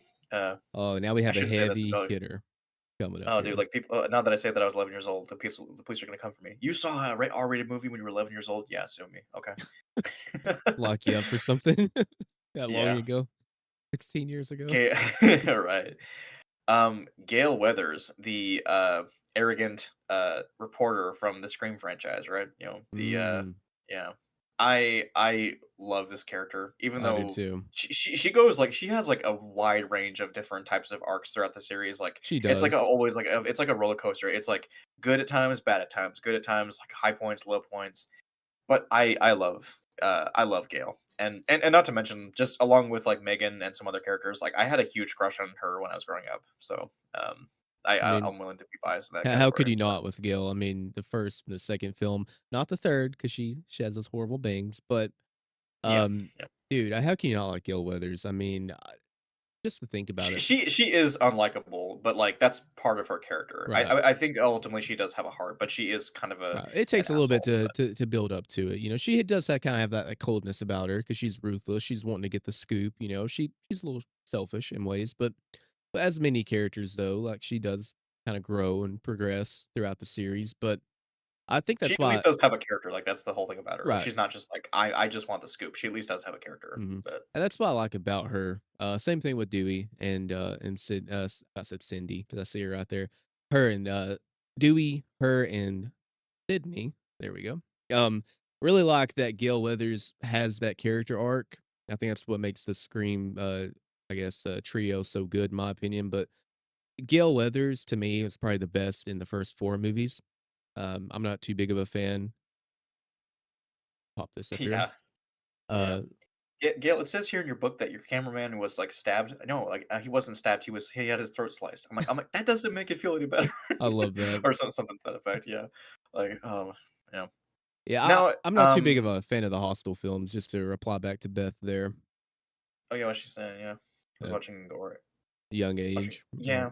that was me as I well. never was too fond of the Hostel films. It was like one of those things from Eli Roth where I'm like they're really just more about the torture aspect and Mhm. really not much more nuance than that. But To get back to yeah, the Gale Weathers thing, I yeah, yeah. like the progression that she goes through, and I think she's the best in the first 4 films. I think in 5 and 6, you know, she's there, you know? But the fact that she survives 6 films, you know, we'll see if she survives the 7th one. She goes through a lot with, Dewey and, Sydney. So, how can you not put her in bad bitch after surviving so much throughout the franchise? I don't think I could hate any character that Courtney Cox plays. Yeah, absolutely. I mean, she's a great actress. Yeah. Oh, yeah. But Um, what do you think? d And Beth, where would you put her? Do you think she's a bad bitch? you said bad bitch or That's where I would put her at. I do like her. I would definitely yeah. I like her better than anybody that we have in Survivor. And she plays a pivotal part in the Scream series and has survived. I'm leaning towards that only because there is another character in this exact same franchise that I would put in Scream Queen before I put Gale, Yeah. but, it okay, I would say bad bitch, but is she better than Alice or Erin, for instance? Like, I would say I yes. think yes, only because the amount of films that she's been in compared to those 2, Yep. so And she's more iconic. Erin Erin's she fucks some people up. She Alice, does. she goes up against Freddy, but, like, Gale, she survived so many of these motherfuckers, you know, like, Hmm. so many killers, you know, You saw so Wings of Redemption there for a minute. what? Motherfuckers. You said motherfuckers. Motherfuckers. Sound like wings. I can't like, you know, just, like, I can imagine him in Scream movie just like, "I can't take this shit no more, man." Just the openings. I can't do it, man. Take this shit. And he just Like walks out. The killer's like, what the it's like, fuck? I wanna talk to you, Wings." Like, "I can't do it. I can't take this shit." Stop giving me advice. Oh man. Yeah, like, he, like, says to Randy, like, "Stop giving fucking advice you know nothing about." Oh We're getting, my like, way god. off topic. We're getting, like, way off topic, Yep, I uh, agree. Courtney yeah, Cox, Gale she is bad. Weathers Oh, yeah. is bad. Mhm, Badass in all the good ways, yeah. absolutely. Okay, and now we Now have Heather, I think, I think that's her from name. Texas Chainsaw 3D. Do your thing, cuz. I love this actress, She's a good but actress. my god, I do not like this movie, and therefore I do not like this character. Nope. Like, I I told you this last night. The fact that her friends are getting killed off, and I understand her boyfriend cheats with her friend, but there's also more people in that group that are getting slaughtered. And then at the end of the film, she's just, okay, yeah, it's my cousin that killed him, Leatherface. I'm on his side now. Like you was talking yeah, about the it's like, townsfolk. I'm not taking either of your sides. I'm not Yeah, taking either of they're your side. Like, they're you no, both fuck you bad. both. Yeah, They're like, you both know, bad. Leatherface and the townsfolk, they're both bad, and they try to make Leatherface the anti-hero, and to have this character kinda bridge that just does not work for me. I don't like the no. character. Poorly written, Well, and great actress, it though. wouldn't be so bad as well if this character just wasn't so inept. It felt like, and you know, Mhm. and this is excluding the whole like because like obviously like there's like a whole continuity issue with the fact that like this is a character who's supposed to be related by blood, but with the Sawyer or the Hewitt family from the original. I think were Yep. they the Sawyers in the original film or the Yeah. Hewitts? Sawyer, Hewitts and were the then remake, I yeah, think. yeah, Yeah, but like she's canonically supposed to be in her 40s by then, right? But she's not. Like if we ignore that, with that's a continuity issue. It's not exactly the actress's fault, but like it's like I love this actress, but like she just does nothing in this movie, and not to mention she's just kind of inept in this movie. She doesn't really question anything. She inherits this creepy ass mansion that she doesn't know much about. She just walks in there, doesn't really check out the place or scope it out for squatters or people that might be like fucking around or whatever. And like again, she's been told like 3 or 4 different times in this movie to read this note that was left from her by her grandmother, and she doesn't fucking read this note that does tells not. her about the chainsaw wielding maniac in the basement. She Like, gets reminded 15 times, doesn't she? uh, it's just shout out Pepsi Pimp. Yeah, that's what I was about to say. Shout out to the Pepsi pimp of Yeah. Conway. Pimp. Yeah. Shout out to all my finger sniffers too. Yep. Yeah. Shout out Sean Ranklin. Yeah.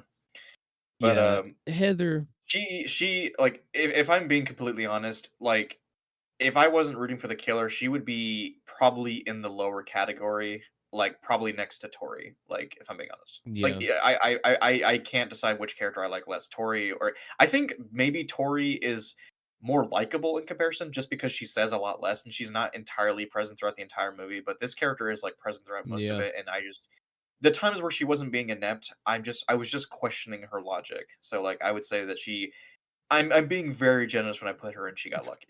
So I think because I that would probably put her in Rooting for Killer just barely. yeah, I think that's a good spot because I do like her a little bit more than Nancy. Yeah, Yeah, I and don't that's the blame thing. you, This yeah, to Beth on, getting it for free, but even then, not really worth the watch in my opinion. I mean, if you wanna laugh. on Xbox because it was free. That is fair. Yeah, They still hey, charge the you only too thing much for it. the only thing that it's being charged is your time. Yeah, So true. Time is money, as they now, say. now, Beth, you're probably gonna hate me for this, but we got Alice from the original Friday the 13th, and I've openly said that I personally am not like I do like the original Friday the 13th, right? I don't hate it. I do think that it's one of the weakest entries in the entire franchise. That being said, there are a lot of things that it does very well, and in my opinion, one of those things that it kind of is mixed on is Alice herself. I think that she is just a again just like the previous examples, she is the definition of a mid final girl, in my opinion. Only big caveat I could say is that obviously she does kickstart the events of the entire franchise by killing Pamela, and Yep. that's it. So, um, I don't know, like, do you have anything to add to this or no? I like Alice, but she is not my favorite final girl in the Friday 13th franchise, which, like we talked about, outside of Jenny, they're not very strong.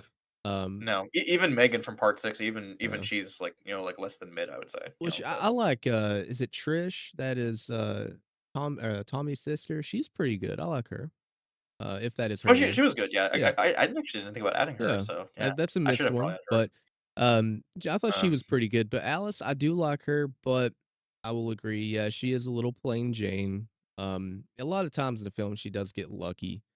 She knocks down Pamela quite a few times, and I feel like she could have, finished the job then, but just like any other horror film, you gotta add that, runtime. But she does, yeah, decapitate Pamela. So, I mean, she Yeah, is a survivor. Uh, in ways, I think she got a little lucky, but I can't put her down there with those girls. I think that she is better than them. I would even say I'm thinking like what maybe between Sally and Jess, or is that a little too high for you? say that's actually not, bad placement, like I said, like, she's not bad, she is sweet, and I think she is pretty, of course, Adrian King, Mhm. but, like, it's just that that's the thing, like, on top of and like I said, this is not a Alice specific issue, it's just that a vast majority of the final girls in Friday the Yeah. 13th are what I would consider to be mid, like, Ginny is up there in bad bitch, but, like, low end, and I think that, like, like I said, the biggest thing of significance that she has is that she does start the franchise. She is the one that basically jumpstarts Jason into being a killer, it makes sense.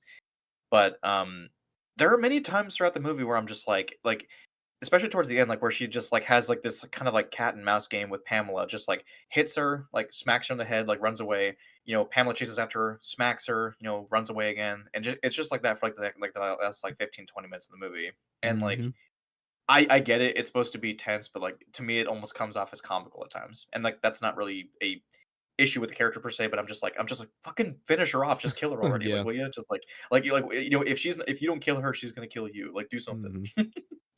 So, I know you love Friday the 13th part 1, Beth, I'm not trying to shit on it, but it is a good movie, like, and I especially love the POV and Pamela as a killer. I think she's just as scary adjacent at times, if I'm being honest, because she's, like, psychotic from the Oh, events yeah. of to her son, but Um, to just I talk can't wait about to the talk about it movie, eventually in my franchise review, so yeah, I can't wait for that. I used to not like it as much when I was younger, but I've grown to really like the first one.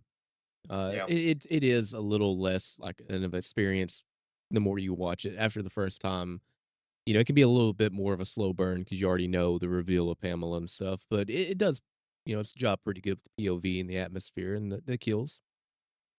I did actually, just out of curiosity, I did rewatch the scene where, like, Pamela reveals to, Alice that, she is Jason's mom, Mhm. and, like, the score for that scene and, like, seeing Jason drown, like, I always forget how haunting that scene is to watch Mhm. because you're slowly understanding, like, "Oh, she's the killer," and, like, there's something that even to this day, even as a kid, it scared the hell out of me, like, knowing she was, like, in the same room with the killer, like, I love that. So, that's, like, a scene that was done very well, I will admit, but Beth says Pamela's why I enjoyed the first film. Never really was a big fan of the franchise. yeah, yeah, and I think most people would probably say that that's, like, the best thing that they can say about the first film is obviously Betsy Palmer, who plays Pamela. Mhm. She did a great Fantastic job in job. that movie, and it's so funny to think that, like, if you've seen interviews with her, Beth, is that, like, she said that she only took the movie as, like, a paycheck because she thought she even said that she thought the script was shitty. It's like she didn't actually like the movie, but she It thought eventually nobody would she see came it, right? to yeah, she eventually came to like the movie, and especially she came to love the fans of the movie, Right. and, like, she would even And go their to fan conventions and appreciation. whatnot. So, it's interesting how, like, she took the movie not really expecting it to go anywhere, but, And look yeah. what it's become. Yeah. I will a question, like, Pamela, how'd you get hairy hands, though, by the end of Yeah. the movie? Like, what like, You're I not know how why, fooling but, me. That looks like like Tom Savini's hands. apparently when you get your head decapitated, you grow really hairy hands. It's just what happens, dude. Don't Yeah. question it. Yeah. I won't, yeah, yeah, yeah, Hard of to course. unsee that now after after you see it. No, no, nobody test that to make sure. Don't experiment. Um, Next we have this this is one that's gonna hurt because like I again this is another case of like I love this actress, but the character that she's playing is so inept. Like it's Liv Tyler from The Strangers. She plays Kristen McKay. Um, I This is a case of again like where she's probably like Lila. She got lucky. Like literally, she got lucky. Like she does not face up against any of the strangers. She spends most of the time running away. Even when James is thrown into the mix and he gets his shotgun, like they somehow manage to keep fucking up the idea of just simply staying in one room and waiting till the next day to get help from anyone outside. But I don't know. Do you have anything to add to this? Because like I personally would put her and she got lucky. So Yeah, I'm okay with that. I don't think the characters are very strong in The Strangers. And that can be an issue with some people. It is kind of jarring seeing situations where they could totally, defeat the killers or overcome this situation and you're like, pull the trigger, don't do that, stay in the room. Like you mentioned, they had the shotgun, they could have just stayed there. I don't think they are as bad as the characters in chapter one, because I really mhm. do not like that movie or the characters. They're not the greatest in this one either. I think the Yeah, characters in Prey It Not, like you mentioned, are better. They're smarter. They take out more of actually all of the strangers if we're really yeah, looking at it. yeah. They make some poor The characters choices. in the chapter 1, like, they're somehow dumber than all those Yeah. characters combined. Yeah, Like and I know that, even if people do enjoy the first Strangers film, they can say, "Hey, those characters, they make some poor, choices." And I'm one of those people. I don't think they're great, smart characters. Um, she does get lucky. I mean, she got lucky to survive. I forgot that she even survived whenever I went back and watched it. I was like, "Oh, shit," Yeah, and it in shocked in me. both cuts of the movie, like, there's, like, even the extended cut, like, where, like, it shows her crawling after being cut, stabbed numerous times by the strangers, her and James. Mhm. It shows her crawling towards a cell phone, and the stranger, the sackhead guy, he comes back and, like, just barely grabs the phone before she does. And I'm like, again, why is he leaving her alive? Like, why wouldn't you wanna finish the job and just, Yep. like, kill her off? Like, but no, like, I mean, because I don't know. I mean, granted, yeah, you don't have any photographic evidence of the people who are doing this to you, but it's like, why would you just leave the victim alive just out of chance? Like, like, why would you do that? It doesn't make any sense to me. Yeah. Finish the job. No loose ends. Yeah. I used to love this movie as a kid, and as I've gotten older, it's fine. It's like not the worst slasher or like worst home invasion thriller I've ever seen, but it's like I'm just saying compared to something like Your Next, I think even Your Next is just more thrilling and more fun, or even hell, even Vacancy. Like Vacancy is kind of a similar concept, except it takes place at a hotel. So me personally, but Yeah. yeah, and the reason why I'm putting her in this category above Tori and this Heather. Heather, yeah. The reason I'm putting her above this is because, like compared to these 2, they at least do fight the antagonist at least one time, whereas, like, she again, just like along Tori and Heather, they just basically do nothing. So, like, Yep. they just kind of are there, or Yep. they're just, like, along with the supporting characters. I But, agree. I think that's a pretty good placement for her. yeah. Now we have, is this Aaron, I think, as well? Is this an Aaron? Yes, Aaron. Aaron, from, the Texas Chainsaw Massacre remake from 2003. I again, this was my first Texas Chainsaw Massacre movie, so I am a bit biased. I think that this is not only do I find this actress to be attractive, of course, but she was a fine final girl. I wouldn't say she's like anything like too remarkable. She spends like a lot of her time running away in the movie, but like she does eventually have an altercation where she cuts off Leatherface's arm, Mhm. and of course she also runs over Arlie Ermey's character, Sheriff Hewitt, which I thought was pretty badass. Yeah. He was a good But character. really, she only kind of becomes a badass really in, like, the last, like, Yeah, a little 15, 20 bit. minutes of the movie. Everything before then, she's just fine. She knows how to hotwire a car, so she is resourceful in that aspect, and she does, like, try and go back to the house for her friend, her boyfriend Kemper, I think his name Mhm. was. So she is caring, she is resourceful in some aspect, and she does have a history to her, but beyond that, I think she's just kind of like an okay final girl, but No, I'd have to agree. I really do enjoy the remake. I like Jessica Biel as an actress. I think character of Aaron, I think she's okay. I'd put her in Survivor. Where at in okay, Survivor? probably just below Whitney, I'd say. Maybe above Whitney, I don't know, like, because I she can hotwire a car, and she does kill, Yeah, she's in the one of the movie main. a little bit more too. Yeah, I'm tempted to do that, maybe just a little bit more, Yeah, so, I like that placement. yeah. What's funny is that, like, the more and more I think about these movies, like, do you remember, like, all of, the ass shots we got in those movies, like, where, like, the Oh, characters, yeah, like, yeah. walking up to the house? I'm like, what was so prevalent about those movies that they always had a character, like, walking up to the house, but they always had these, like, panning shots with, like, the short shorts and whatnot. I'm just Just had to it do it, just man. felt like a 70s and 80s cliche, and I'm just like, I don't know, but anyway. Oh boy, we Yeah. got one of my absolute favorites, not just with Rachel. Halloween, but just, like, I love this girl, Rachel from Halloween 4: The Return of Michael Myers. I love this character, I like her quite a bit, so, she's not even necessarily, like, the most badass final girl of all time, but she's just she strikes that perfect balance between being just above average, and she also just comes across as really likable, and she also has a bit of an arc in her own movie. Part 5 completely fucks her over, but, Yep, we're not gonna get into that. unfortunately. But, in part 4, she is a badass final girl, so, for the time that we do have her, so, I think the relationship that she has with her younger sister, Jamie, is Jamie, really, really good. endearing and cute. I think the fact that she, ditches her dickhead of a boyfriend in favor of saving her little sister is admirable. I like how she has kind of, like, almost like a motherly caring nature to her. She's just likable. I love Rachel. So, I think and it's funny because, like, she's kind of conventional, but I think that's also kind of, like, what I like about her is that she's just kind of real, and she's just down to earth. So, No, I agree, and I think that, uh, we're gonna put her in, like, what, Survivor? I would say I don't think she's quite a bad bitch, but I would say, Yeah. like, she's probably, like, in the higher tier. Maybe, I kind of, like, wanna put her closer to Jess, maybe if not Stretch, but, like, Okay, yeah. actually, I'm kind of tempted to put her even past Chris, but I don't know. Yeah, I find her to be a much better final girl than Chris, but I think I do like, I love her connection with Jamie a lot, so I do like her quite a bit. So if you wanna put her there, that's completely fine. next to who? Sorry? Or Right there or above, Jess. Either one's fine with me. Uh, yeah, Chris from part 3 is kinda messing me up. I don't like her that much. yeah.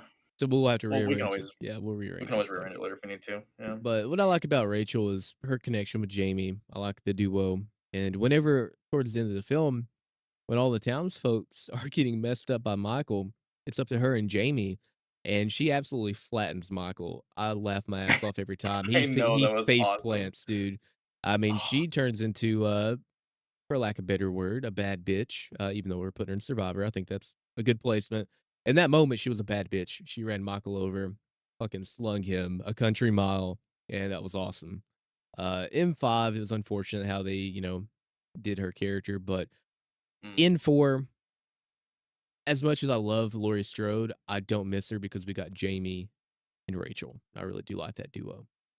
yeah, yeah. I do think that Rachel and Jamie are at their best, obviously, when they're, Together. like, together. Like, Yep, on their own, they're fun characters, I think, for the most part, but, like, together, like, they're even better, I think, so, absolutely. um, yeah, um I love Rachel though, and like, I'm just saying, if we were to ever get another Halloween film, I know that some people probably wouldn't like this, but I actually would love it if they did like a sort of like sequel to Halloween 4 that just disregards Halloween 5, and like they kind of like maybe did something along with those movies because both of the actresses are still alive. They Yeah, could probably do something with that, but I don't know what they would do. But if it was up to me, I personally would like to see something like that. I would like both of the actresses to come back in some capacity, and they can still have Michael if they want to. They can still have Michael if they want to, if they want to retcon it to some extent and keep him alive. That's fine. But I think that just do something better than Halloween 5, please, please, absolutely agree. and get a good mask, please, as well. Yes. Like Oh god. get a good mask. Like all you just get a good mask, put it in a shrink wrap bag, and then just like keep it in that bag sealed until the next movie. That's all you gotta do. Yeah. I agree. Next one though, ooh, It's a good one. Mia from Evil Dead. I love this character so goddamn much. Yeah, and I I think really like the she actress as well, Jane Levy. yeah, like, we talked about this last night during our phone call for the test run, but I think that Mia is one of the most fascinating, survival, final girls, only because, like, it's not too often that you see a final girl from going from being someone who's vulnerable and incapable of taking care of themselves to being the antagonist, so to speak, and then going right back to being the final survivor only to be a complete badass by the end of it. She goes through Mhm. so much in this movie, this one movie alone, and like that's why she's like elevated to possibly Scream Queen material. If only we got one more movie with her, that would be great. But like she leaves a profound impact on Evil Dead for me. And like it is, coming from someone who loves Evil Dead, the 2013 version, it's my favorite movie in that franchise so far. It's a great I one. like it even more. Um, I know some people might think that's blasphemy. I like that. That's blasphemy, as Blasphemy. as Sean I as must Sean be Connery would dreaming. say. Blasphemy. But I love Mia. I love the fact that she gets her hand cut off and she still manages to fuck up that demon. Feast on Sh this motherfucker. Yeah, she is just badass, man. Gets her hand stuck and she just fucking rips it. I mean, everything Like she goes through and the performance too, like, even from the beginning when she's, having her withdrawals and stuff. I mean, the character just goes through so fucking much, and my god, what a badass. I hope, eventually she'll come back to the role because I would love to see more of Mia, but mhm. I think she is up there in bad bitch. Just where are we Really? gonna Okay. put her? Yeah. Yeah. Where are we gonna put her at? Okay. I was gonna say, like, cause like, if we had, like, maybe, like, one more movie, I would put her in Scream Scream Queen, but, Queens, like, yeah. she is, like, bordering on being, like, okay, so, like, if we were to rank her, I personally would put her next to Gale, if Gail. not Alice. I think that she is just as, like, badass as Erin, Mhm. although I think that Mia just kinda has more of a bit of a more interesting complexity to her with the withdrawals and Yeah. whatnot, but that's why I think Erin compared to Erin, who she is a badass, but, like, we don't really know too much about her. But, I personally would put her next to, like, either Gale, if not Alice, or Yeah, I'm I fine don't with know. her being over Alice. Okay, yeah. I I'm think I'm that's I'm good. satisfied with that, yeah. I think Yeah. it's good placement. I wanna put her in Scream Queen, but just Mhm. if only we had one more movie and, that would be awesome, but Well, spoiler alert, we're gonna put a couple of them in Scream Queen. That's coming yeah. up. Yeah, Nancy, this is, obviously the one we love from the Yes. original, Nightmare on Elm Street 1, Part 3, and if you wanna count it, because she Yeah. technically is playing herself in Wes Craven's New Nightmare, but she essentially is playing, Heather, or she's playing Nancy, Thompson, Mhm. so I love Nancy. I I do think too. that she is a great final girl. She has all the likable characteristics of a final girl. She's funny, she's charismatic, she has, not taking shit from anyone type of attitude, but she also does have kind of like that, like, innocence to her, but, Yep. like, she also will kick your ass if she needs to. I mean, um I and I again, she's like one of the final girls that, like, just, like, she's scared of Freddy, but she goes toe she to toe goes with him after and, him. like, and, like, beats his ass, and, like, we were talking about the other day, like, where she, like, sets up the traps for Freddy, Yeah. like, that whole thing was pretty good. Yeah, dude, Yeah, I I love the mean, fact that yeah. you think it's gonna be Tina, and it turns out to be Nancy. And the performance by Heather Langenkamp, just fantastic. Like you just mentioned, when she's setting up the traps at the end, that song that's playing, I fucking love it. She's just going full Home Alone, setting these Mhm, traps up for Freddy, because throughout the film, she's wanting her dad to help her. She's trying to get people to believe her. Her boyfriend, he falls asleep when she said, "Do not fall asleep," and it's left mhm, to her, and she fucking does it. She takes the fight to Freddy. Uh, and at the end, "I don't believe in you," and just fucks him up, man. Freddy gets yeah. mopped. Uh, And even though her fate in the Dream yeah. Warriors is a bit sad, like, the fact that she was willing to go out and still help those kids with, like, Mhm. like, basically giving them the confidence to take on Freddy themselves is what still makes her an iconic character, and she still has a Absolutely. legacy, so, like, not all Fauna girls have to live to the end. Some of them do go out, but some of them go out fighting, and some of them do also leave an impact even though they do die, but I think the film would have been a lesser film without Nancy in it. I really love that she came back. I mean, and kinda I'm passed the gonna go ahead torch. and even though I probably, I like Clarice, but I'm probably gonna put Nancy above Clarice in this instance. Mhm. So, I don't know if I would put her above Sarah, Ellen, or, uh, even Laurie for that matter, but, like, definitely in the top 5 or so, I would say, but Yeah. what do you think?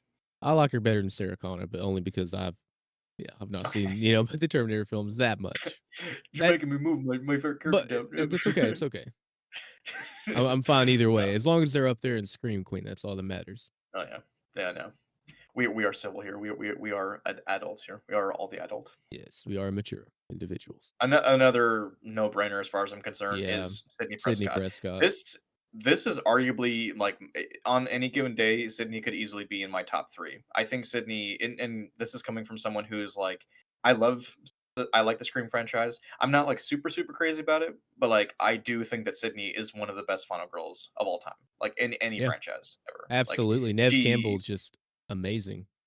yeah, she's badass, again, doesn't take shit from the killers, she shit talks the killers, and, like, she kind of even shows them that they can be, not only weak, but pathetic when they actually Mhm. show their true face, I like that about them, that she can kind of, like, she finds a way to metaphorically twist the knife into them in a Yeah, cut way them that makes down. them that cuts them down. I like that about Nev, "I've heard this shit before, right?" Like like, like, I love that shit, like, Just her it's so good. survivability throughout the franchise. I mean, how many times she's went face to face with Ghostface and has lived to tell the tale.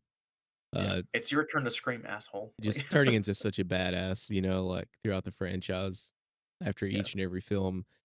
Should have got paid for Scream 6, Oh, undoubtedly. yeah. She definitely should have. I don't care what people say. Along with Courtney Cox and David Arquette, I mean, she, for the most part, obviously more than them, but I think they are the heart of the Scream franchise. And Mhm. I mean, what can you say about Sidney Prescott that hasn't been said? Just Yeah. phenomenal. I'm actually excited for Scream 7. It could be really good or really bad, but because, Yeah. Sydney's gonna be in it, I'm definitely gonna see it. I just hope that they give her more of a role than she did have in Scream 5, because, like, Yeah, while I yeah. did like her performance in Scream 5 and, like, that was definitely more of a mature version of the character, it does kinda feel like Sydney and Gale were kind of like an afterthought in that movie at Yeah, they times, came in at whereas, the like back whereas, like half. Whereas Dewey actually felt like he had more of a pivotal role than either of those characters, which is kind of Mhm. funny because Dewey tends to be the side character, Yeah, or yeah, at least in the early films, he felt more of a side character. So we'll see. But yeah, yeah. you know, poor Derek. He's completely helpless. He's bright and funny and handsome, and he was going to be a doctor. This is the kind of guy that you like to take home to mom if you had a mom. Fuck you. Jesus, she Like, goes through so much. yeah, it's just poor. And It's, yeah, it's, and you gotta love Mickey too. What an you know, asshole. oh, Billy was a sick fuck just like you. I love Sidney Prescott. Like again, we gotta put her in like top five. I just better than Sarah Connor. That's the question. Like I still think she's better than Clarice. I love Clarice, but Me personally, this is just me speaking. My top 3 out of the Scream Queens there is, not in any order, Ripley, Nancy, and Sydney. That's just me, though. I know that may be a hot take. I like Laurie, yeah. but I like those characters better than her. 'Cause I think Sydney, even in the first movie, she's a badass, right? Yeah. Whereas, like, Laurie, like you said, she was good in the first few movies, but, like, it's really, like, when age 20 when I feel like she starts to become more of, like, that iconic, Mhm. line. So, like, I'm gonna move Laurie just a little bit back here, but I'm actually okay with that currently how it is right now, so although I would probably personally put, Sarah Connor closer to the 3rd, or Yeah. if not 2nd or 3rd, but, um, yeah, but yeah, Sidney Prescott, fantastic. Hopefully, she has an even better role in Scream 7, so we'll see what they do. So Yep. it could be a train wreck, Excited. it could be good, but we'll see. Yep. So now we have Jamie from Halloween 4, 5, and 6. And of course, she also did return, the same actress did return to play Annie, I think, Yeah. in the Rob Zombie films. Yep. This is a character that I think on her own is fine. I think that she has like obviously the child actor is very good for her time, and she does give the role her all, and she obviously does have that child innocence that she's you don't expect her to go up and toe to toe with Michael because she's a Yeah. child, right? Yeah. So like in that case, like her and Rachel being together is what makes those two characters so likable. It's their chemistry that is what makes them likable characters. But on her own, I think she's fine. I would probably and it's not for any particularly bad reason, but I would probably say that she's, like, lower on the survivor list, if not, like, she got lucky only because, she had someone there to basically protect her for most of the movies, but, Uh, um, yeah, see, I'm actually pretty biased 'cause I love Halloween 4. I'm not saying you don't, but, um, I really it's my second favorite movie in the franchise, yeah, yeah, I know. so I kinda as a kid watching the film, I related to Jamie because I was a kid, and it was like, "Oh," like, instead of all these films that have adults and stuff, you kinda put yourself in Jamie's situation, her shoes, and it made her relatable in that way, and she's so sweet and innocent, and it's like, how could, the boogeyman be chasing this sweet little girl, and it makes you feel so bad and you root for her. But mhm, her and Rachel together, I love that chemistry. And then Dr. Loomis, obviously coming in protecting her when Rachel, goes through what she goes through. Um, I really like Jamie. I would put her right up there with Rachel. That's just me. okay. Because I do like her. Maybe, like, right next to Rachel just for, Mhm. you know, I don't know. I That's I like her obviously more than Alice personally, but yeah. yeah. That's where I would put her. I She does get lucky though. You know what I mean? But she does get very lucky, yeah, I mean, because she's but a kid, she can't fight back. But I yeah. love her too damn much to put her that low with the rest of them, and she got lucky. I always found the scene, like, where she's, like, in the shop looking for a costume, right, and, like, she sees, like, I think she sees, like, a young Michael Myers in the Yeah, in mirror. the I always mirror. thought that was kinda sad how she kinda broke down. Like, again, like, her performance, like, the actress who Yeah, Danielle her name Harris. escapes me, Danielle Harris, I thought I'm like, "Damn, she was a good child Yeah, actress," and, like, absolutely.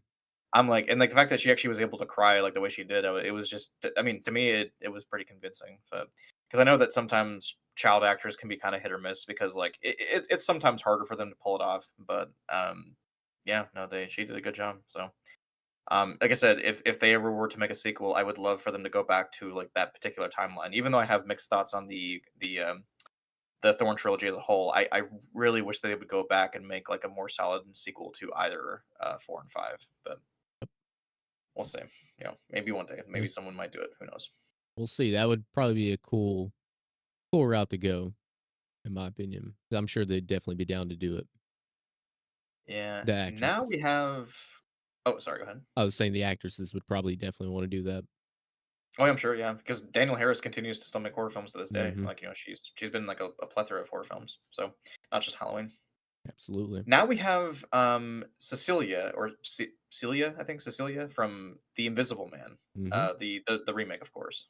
Um, I really like this actress quite a bit. I think she's been in a lot of different types of horror related things. I first remember finding out about this actress back when I watched her during the Fear Itself series, which was like a basically a grown up version of Goosebumps. It was a Mm. more adult version of Goosebumps, but I liked her quite a bit in The Invisible Man. I thought that she had a lot of agency to her character. I thought that even though she starts out obviously as a very traumatized and kind of like passive character, Mhm.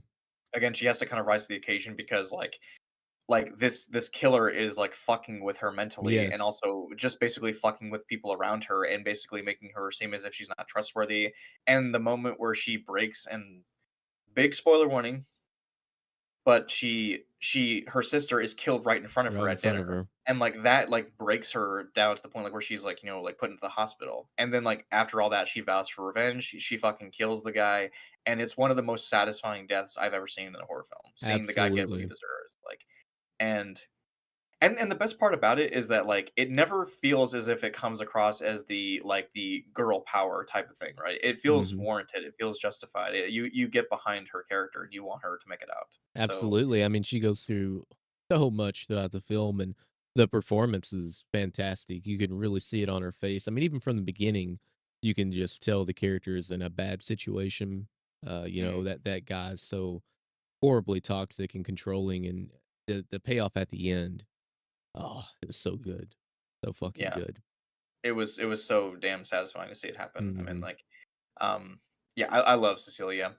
I would say that, based on what we've seen of her in that one film alone, she's not Scream Queen material just, quite yet, but she gives a very good performance. I think even, like, above someone like Rose, for instance, like, where she, like, has to constantly be, terrorized. She's always, like, tired looking, and, like, it's a very tiring role to put on a face like that. Mhm. That being said, however, I am tempted to put her in the bottom of bad bitch because I think she is pretty badass, and she's taking all this in with some level of confidence. So, do you want to do Survivor? Or you want to do bad bitch? I'm fine with the lower end of bad bitch, but I'm okay with Survivor as well. I'm I think indifferent. I would even put her above like Beth personally, like put her above Yeah. Beth. So, just because Beth experienced quite a bit of loss too, but I just think that Cecilia manages to keep. She just I don't know. I think she just had a better performance in my opinion. Yeah, But I would agree. so. Next up, we have this is Sarah, I think, I from or think is it it is. Sam, I think? I think it's Sarah from The Descent. Sarah. Yeah, The Descent. I actually just purchased this movie for the first time tonight, actually. I've seen it before numerous times, but I realized I never actually had it part of my collection. I'm like, "Damn, shame on myself. I gotta smack myself in the head because this is a good movie." The Descent is one of it's one of those cult classic films that a lot of people bring up in terms of, Mhm. like, horror film discussions. Like, I remember, like, when this movie first came out, my brothers and sisters, like, we all watched it, and we were all fucking terrified of it. It was, like, one of the scariest movies we had seen up until that point. So, Yeah, I remember watching it young, it was terrifying. yeah. And even if you remove the element of the cave dwellers from the scene, I think the movie is still very effective at just being claustrophobic and the kid and them getting caught inside of a cave. So, um, that's pretty terrifying in and of itself. Mhm. So in terms of Sarah herself, I think that obviously between the two movies, because there's two Descent movies, if you didn't know, for the audience, the first one is obviously the best one. Part Yeah. two is a fairly conventional sequel. It's got some things about it that are okay, but it just kind of is like whatever. It's not necessary to watch it at all. Yeah, I would Um, agree. and in that movie, Sarah unfortunately is a worse character because she has repressed memories from the first one, even though the movies are like a couple days apart from each Yeah. other. I think Sarah is obviously off the bat, she's a very likable character because she is coming off of a relationship with her husband where she finds out that he had an affair with one of her close friends. She obviously lost her husband and her daughter in a tragic car accident.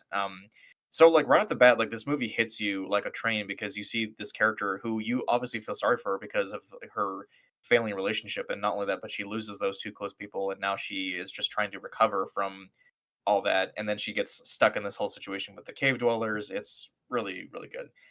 Fairly conventional, but I do like Sarah. I think she is capable of being pretty badass. So Yeah, and she does have really good moments in the movie. From what I remember, it's been a while, but I do remember her being quite the badass towards the end, if I'm not mistaken. Yeah. Now, do we put her in Bad Bitch or Survivor? I think I wanna put her, like, maybe a bit closer to the top of Survivor, not quite a bad bitch, but, like, she's, like, definitely Survivor, I mean, Yeah, yeah, I think personally. I agree with that. I wanna put her, like, maybe, like I'm gonna put her maybe, like, just below I'm gonna put her, like, below Jamie and Rachel because she is capable, but, like, I don't think she's, like, as well written as, like, any of these characters up here personally. Or well, okay, maybe Chris could be Yeah, she can lower on be the taken down a spectrum. peg. I need to move Chris, like, lower down personally, but, like, you know what? I'm actually gonna do that right now. I think Chris is better than Alice, but that's about it, right? Or maybe slightly below Alice. But then again no, then again, I Sally like Hardesty's Sally's there, so yeah, I like Sally better than Chris. put her right there, and then Alice, you can go how about this? We'll put you right next to Sally. Put you below Sally. I think that's okay for now. Yep, I like that. Yeah, but, yeah, no, Sarah, she's a fine protagonist. I think she's a fine final girl, but beyond that, sequel just kind of was like her version of the Yeah. sequel is just like, okay, but Kinda reminds me anyway. of Halloween 2, where she has less to do Mhm. in the sequel, so It's kind of like a side character in her own movie, but mhm. yeah. Now we have Helen. It was always you, Ellen, Helen. Ellen. Yeah, Virginia Madsen has kind of become somewhat of a scream queen as a whole because it's not just Candyman she's known for. I think obviously Candyman was like one of her most popular movies for its time, but she's been in like a lot of other things related to horror. I think one thing that comes to mind obviously is like the Haunting in Connecticut, but yeah, in as far as Candyman alone though, I think she is bordering on being scream queen, but not quite only because like she is just in that one movie, but being a bad bitch, I would say she's probably a bad bitch. So, I would if agree not on that. Survivor. I would So, say Bad Bitch. I think she's up there with a lot of them in Bad Bitch. I mean, the performance is just fantastic. I kind of want to put her on the same level, maybe like around like Kirsty or so. Maybe Yeah, is I that like fair? that. I like that in between them. Would you say she's better than Kirsty or like below Kirsty? I personally prefer Helen, but I mean, I'm fine either again, way. I still haven't seen the second Hellraiser. I need to. I'm a bit slacking on that, but Helen, even though if you know the fate of the movie, the fate of her at the end of the movie, she technically does live in a way, but I think the performance and just the growth that she has throughout the movie is what makes her so likable. Is that like she's a character that's so like hell bent on proving the existence of Candyman not being true. She wants to prove it's a myth, right? And she wants to prove all her peers that it's wrong, and even her professor that it's wrong. But I think that's kind of like what ends up being so tragic is that like all of this ends up being true, and it comes to back to royally bite her in the ass. You know, like Yes. she loses everything. She loses her husband. She loses her home. You know, she is like sent away to a hospital. You know, she's wanted for murder. I mean, like Her whole life um crumbles in front of her. yeah, yeah, and, I don't know, I think she but at the same time, she is likable because, like, even though she comes off as a bit arrogant, you know, like, you know, you understand where she's coming from, she just simply wants to, she's just trying to write this whole story on Candyman because, I mean, Mhm. it kind of, you know, calls into question, it's like, yeah, I'm like, you know, like, why would this thing be real? Because, like, you know, like, there's been, like, a lot of killings in the area surrounding Candyman, but a lot of them have just been normal citizens, so, um, yeah. No, I love Helen, so can't much say much more than that. I mean, you basically said it all. I mean, fantastic performance. I mean, even the scenes like in the parking lot, that we just quoted, at the beginning of, throwing her up there, Ellen, and just the trance look on her face. And she has really pretty eyes, by the way. Just visually, the movie's great. And then that scene in Mhm. particular, just her, just like I said, in a trance. Her eyes are, watering. Just, I love it, man. Love the whole entire film. I don't think it's just Virginia Madsen. I think a lot of us are getting like a lot of us get into a trance whenever Tony Todd talks because Yeah, you know yeah. Dude, such a he just has such a great fantastic voice. voice. You know, Yeah. I still can't believe he's gone, man. Yeah. Rip Tony Todd, dude. Rest in peace, Seriously, Tony. love him. Now we have Meg from the Blob remake, 1988. Great remake. Yeah, a great remake, yeah. I know obviously this actress is probably most well known for her role as Amanda in Saw. Yep. However, I decided to put her as the Blob just because, like, well, she wasn't a final girl in Saw, Yeah, so, that wouldn't count, unfortunately, but she's a great as Amanda. yeah, I do consider her to be a pretty damn good survivor. I would put her in survivor category because, similar to, again, like, like Laurie Strode kind of thing, she starts off as kind of like the girl next door type character, like, like the cheerleader, taking some initiative, but she's not like super badass until like maybe like a second or third way through the movie where she actually like starts planning out a way to stop the blob with like the ice cream truck and like using a gun and throwing some C4 and yeah, she and obviously saving her brother and his friend. She does take the initiative, and she is a fun character. So, Yeah, she definitely has um, some, progression throughout the film. so I also just think that her acting is pretty good here, and it's kind of funny because if you've seen any interviews with Shawnee Smith, or is that her name? Yeah, I'm pretty I sure. think Shawnee Smith, yeah, the actress. She actually said that she took this movie, I think, as a way to kind of like get over her fear of horror films because she said that she doesn't dislike horror films, but she was always scared of watching them. But she took this movie as a way to kind of get over that fear, and yeah, now she's kind of like become like a horror icon in a way. So it's kind of Absolutely. cool. That's cool. I didn't know that, so, Yeah, yeah. If you've seen her interview, she seems pretty cool. But yeah, she seems like an as far awesome as as person. far as putting her in the survivor category, I would say that she's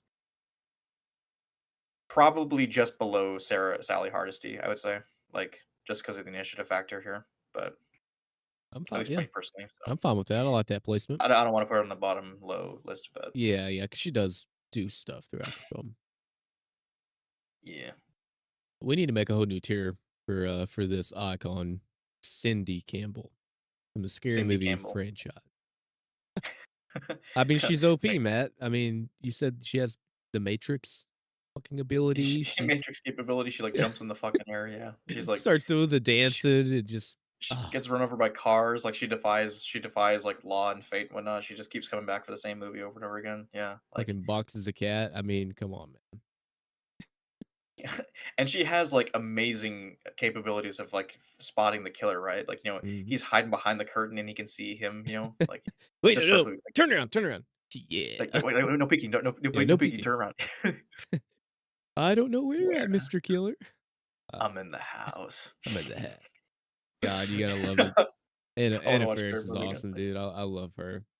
Oh, yeah. I as a kid, I constantly rewatched Scary Movie, and Cindy was the best part of it for me.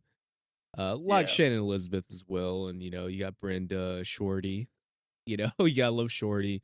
Then Oh, yeah, I forgot Ray. Shannon Elizabeth was in that movie, yeah. Yeah, I mean, dude, great cast, but I mean, at the forefront, Cindy Campbell. How can you not put her in Bad Bitch, Matt? Is that where you'd put her? That's where I'd put her.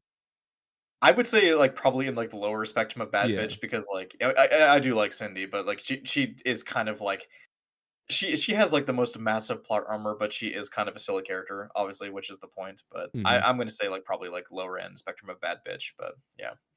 Um, the fact that she takes on as many threats as she does, she's taken on serial killers, she's taken on demons, she's taken on, Aliens. like, like, aliens, I mean, like, even, like, I think at one point she actually, like, wasn't there, like, a spoof of, like, The Grudge at some point? Wasn't Yeah, that mixed yeah. into the Yeah, mythos? that was the 3rd one, along with the aliens, which is crazy. Like, she's seen it all. She's been through quite Mhm. a bit, and she still manages to keep her head on straight, so but, yeah. Um, I don't know, d have they ever talked about, having Anna Faris back for any of the scary movies? Because I think they're talking about making another scary movie, aren't they? They are. I don't know yet. I haven't heard anything about it. I hope she does come back. Her, Brenda, the rest of them. I mean, I Yeah. love that cast. I Fantastic was gonna cast. I can't say I'm, like, a big fan of the whole franchise as a whole, but the first 2 films, actually, I do consider to be guilty Yeah. pleasures, of course, I but do like the first 2 more than the other ones. I do like the 3rd one. After yeah. that, I kinda take them or leave them. They got some funny moments here and there. But a slash and gash, cut in the Yeah. holy Dude, me and Jeremy, we could rap that whole entire song. How much we watched that movie. You're gonna see feel fucking like a goat, peel his And make make a a way winter coat. make a winter coat. Pace. It's That was the illest rum I've ever seen, son. Oh, dude, you forgot to do the, Busta Rhymes, The Resurrection. Um, Oh, yeah, he's our final girl, right? Yeah, yeah. Yep, yep. No, just yeah. I'm, I said, "What you looking at me for like that, huh?" It's like, "Oh man, you scared the shit out of me, man." Ugh. Anyway, Alright, up yeah, Freddie. next, we We have have this is Maddie, I think. Maddie from Hush. Hush. Mike Flanagan's Hush. A very underrated director, in my opinion. I really liked this Um, movie whenever I watched it, but I've only seen it once. I need to rewatch it. It's been a long time. Did this come out in Same here. 2016? 2016, yeah. Mm, It was a Netflix exclusive, and then obviously Netflix took away the film because I guess the distribution had expired or something like that. And so Mike Flanagan was like, "We're not going to let this just go into limbo." So they decided to get a new distributor and re-release it on Blu-ray and all that stuff, yep. which I plan to buy at some point Thank because God for I physical wanna buy media. the movie only just to support the director, because, like, the fact that he cared so much about his title to actually put it back onto, like, some other platform, especially physical, I wanna buy it for that reason alone. Yep, So absolutely. I respect, Mike for that. but, in terms of Maddie herself, I think Maddie is one of the more unique and interesting final girls because of the Mhm, fact that it's the gimmick of this movie is that obviously this final girl is she's deaf, and mhm. she obviously uses sign language to communicate with her friends and the family, and this puts her at a severe disadvantage against the killer, yet somehow she still manages to come out on top and kick the killer's ass. You know, of course, in the process, she gets royally fucked up Yeah. herself. In fact, there's even like one sequence like where like her fingers get broken, which even made me wince because I don't know if you've ever closed your fingers in like a closet door before, but like it hurts like a bitch. And I've had him shut in a car door. yeah, oh shit, that's Yeah. even worse. Yeah. Just seeing that scene made me wince, and like I love how they utilize like things like a sound dampening, or like there's like even like a ear piercing screech as that Mhm. happens, which you feel like her pain. Even Um, more. Oh, yeah. She's not exactly the most interesting final girl, but, like, I mhm. think she holds her own fairly well, and I would definitely say that she's at least in the more top category of survivor, I'd say, because she holds her own and she is unique in that aspect. So, I would agree with that. I'm gonna say she's probably somewhere, like, around Sally Hardesty, maybe Sarah, maybe above, Megan, so I what do like you think? her right there. I think that's fun. Okay, yeah. Like I said, it has been, like, a long time since I've seen Hush, about maybe 7, 8 years now, so I need Yeah. to rewatch it again, but Been a I while remember for liking me. her quite a bit, so The movie's good from what I remember. I need to rewatch it. alright, top 5 or, like, 5 left, okay. Excuse me, I'm so tired today. This is what happens when you stay up early or get up early. Um, we have Victoria from Terrifier. This is most notably her survivor, counterpart from the first movie, though she is a recurring character in the later films, but obviously as an antagonist. Mhm. She is, this is kind of a Nightmare on Elm Street situation, like, where, like, you have, like, 2 girls in the beginning who you think are gonna be the protagonists, right? But then they end up Yep. getting killed off, about halfway through the movie or so. And so, like, this is the sister of one of the girls from that early on in the movie. And, she's okay. Again, this is, like, one of those instances, like, where, like, she does have a couple badass moments, but ultimately she's just okay, I'd say. Yeah, and her coming in at the later half of the movie as well, you know, not getting much, screen time. Yeah. Also kinda, I do like her, but I wish we coulda seen more, Mhm. wish she would have more to do, so I kind of, mm, like, wanna put her in Survivor, and, like, I kind of, like, wanna put her, like, maybe, like, around somewhere, like, around, like, Julie, if not Clear, or even Tina for that matter. But, like, yeah, I'm fine with that. I Around think I that think maybe just above Tina because, like, I think Tina at least fights more, and we get to see her more in the yeah. movie, so, like, that's why I'm putting her there, but yeah. Alright, yeah, she's a fine girl, nothing too crazy. Had nothing to write home about. Man, I need to get some water. I'm dying of thirst here, so mm. I know some people do this for, like, hours upon hours on end and not lose their I voice. know. I don't know how they do it. Thankfully, I'm not singing because no one wants to hear that. Next, we have Sky Riley, who is the protagonist of Smile 2. Mm, We talked about this last night. I think that Sky Riley is not only a good protagonist, but I think that she actually is a better counterpart to Rose from the first Smile. I thought Rose was pretty good in terms of mhm, performance, but um, again, I am basing this mostly off the performance alone because I think that she emotes a whole lot in that movie. mm, And not to mention, she also is an actress that like she recorded all the music and did all the performances from that movie specifically, so, like, it just comes off as even more impressive to me that she was able to do all that, so I'm willing to elevate her above, Rose for that reason, but in this particular case, I think that she still just barely surpasses Rose, so I would put her in Survivor, if not maybe, like, a little bit above Rose. That's where I would put her, but, Yep. I'm fine with that. um, I think she was do you better than Rose. okay, do you have any more to add on to that? Like, what do you think about Uh, Sky? I mean, I liked Rose, but I liked Sky. I like the backstory on her and stuff like that. I thought the character was interesting, but the performance I thought was fantastic. That was the best part of her character was the performance and the facial expressions and just like, Rose, they go through absolute hell. The Yeah, smile demon just puts them through the ringer and you can just see it on their faces. With I Sky Riley just being, a better performance to me. I think what I love about the Smile movies though is that like this demon just like not only is it gonna kill you, but it makes your just like you said, like it makes your life a living hell before it happens. So Yes. it's like it's almost like in a way you kind of like want the characters. It's almost like you kind of like want to die sooner just so you can just kind of like end the torment. And as Yeah, fucked up as that sounds, like, but like you're always kind of hopeful that there actually will be a solution, but that solution ends up being futile. So I don't know. absolutely.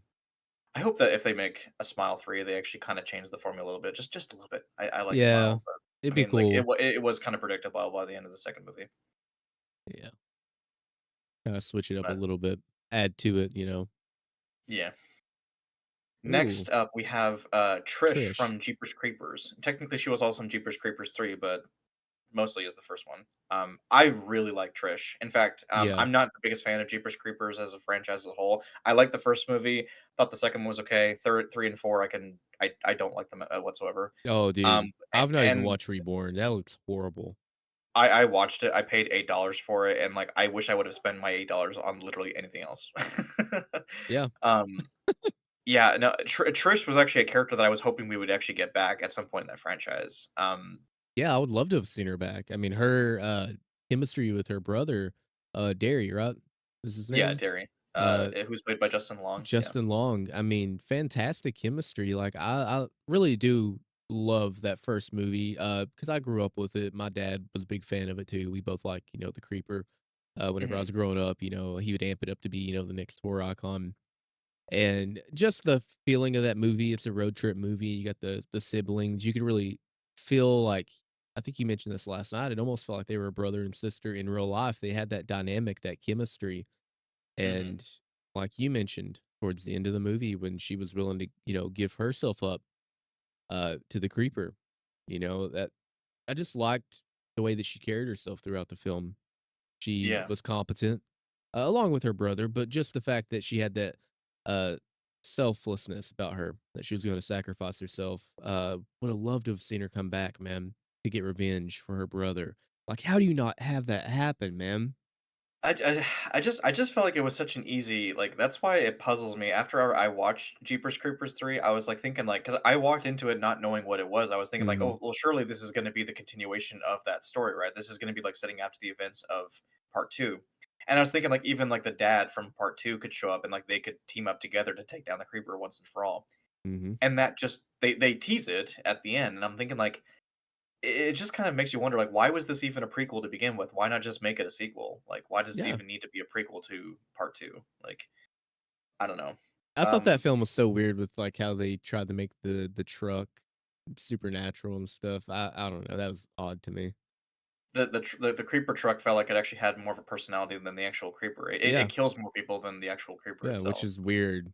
I didn't get that vibe from the first 2 films, but it had that, But yeah, uh combining all those factors, like the chemistry with her brother Derry, like just again, as some people might have found like the chemistry to be a bit annoying, but it's like, look, being someone who has brothers and yeah, sisters, like, that's look, it realistic. was realistic. Like, this is what brothers and sisters do each other. They pick on each other quite often, and sometimes they play they have like a playful nature about them, and sometimes like they have the I'm right and you're wrong type of thing, and it's Mhm. like especially if you have older siblings, it was very believable, and I like Trish for that reason alone. It's a damn shame we didn't get her back, but that doesn't take away from the fact that despite all of that, I think she is I want to say she's like more towards like the top level of Survivor, if not like in Bad Bitch. So Yeah, Um, I would say if I top. was to put her in Survivor, I kind of like actually want to put her like close to Jamie and Rachel almost, like maybe above Sarah. Yeah, I think that's the perfect placement in my opinion.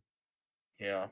I like that. I think had she come back, she could have been a bad bitch if she would have got, revenge for her brother. But who knows? Maybe we'll get that. We'll see. We'll see. Hopefully. Yeah. If they ever decide to continue the Jeepers, I mean, I don't know. After Jeepers Creepers Reborn, I would not be Yeah. surprised if that franchise gets shelved for like another couple years. Yeah, So that was horrible. Oh my god. yeah, it was absolutely And I've only dreadful. seen clips It of was it. a movie that was about an hour and 20 minutes, and yet it somehow felt like it was like 3 hours. Like, I'm sorry, I think I can and make a not in a better good way. movie, and I'm not even a filmmaker. Oh, dude, I know they made the movie during COVID, but it's like, dude, come on, come on. Rough, They man. should have delayed it a little bit. Honestly, that would have Yeah. probably made it better. But anyway, to last two. So we have Tara Carpenter from Scream 5 and Scream 6. So I've already given my opinion on this character. I do think that Tara is better than her than Sam Carpenter in my opinion. I think she just is more of a diverse character in the fact that she has more likable traits and a personality, and like I don't know, I just think that she has more charisma in my personal opinion, but like I would put her in Survivor above Sam personally, but that's just me. Uh, I would agree, but I have to give a huge shout out to my boy Trenton for the $2 super chat with the pizza emoji. You know me, Sweet. boy. I love pizza. Thank you, Trent. Hopefully you're Can we doing get good some today. pizzas in the do pizza? Hell yeah, Yeah, pizza. do some pizzas. Put some pizzas in the chat, boys. Get you hot and Now, ready's. okay. Do we agree before we continue? Does pineapple belong in pizza or no? I like pineapple on pizza. I don't even like pineapple on its own, so I can't Oh, say okay. I prefer it on Okay. pizza. So Okay. like I'm one of those people that's like I'm like, hey, you can eat it for me because that means you get to enjoy it. So, Yeah, I don't but mind it. I didn't think I'd like it, but I actually do.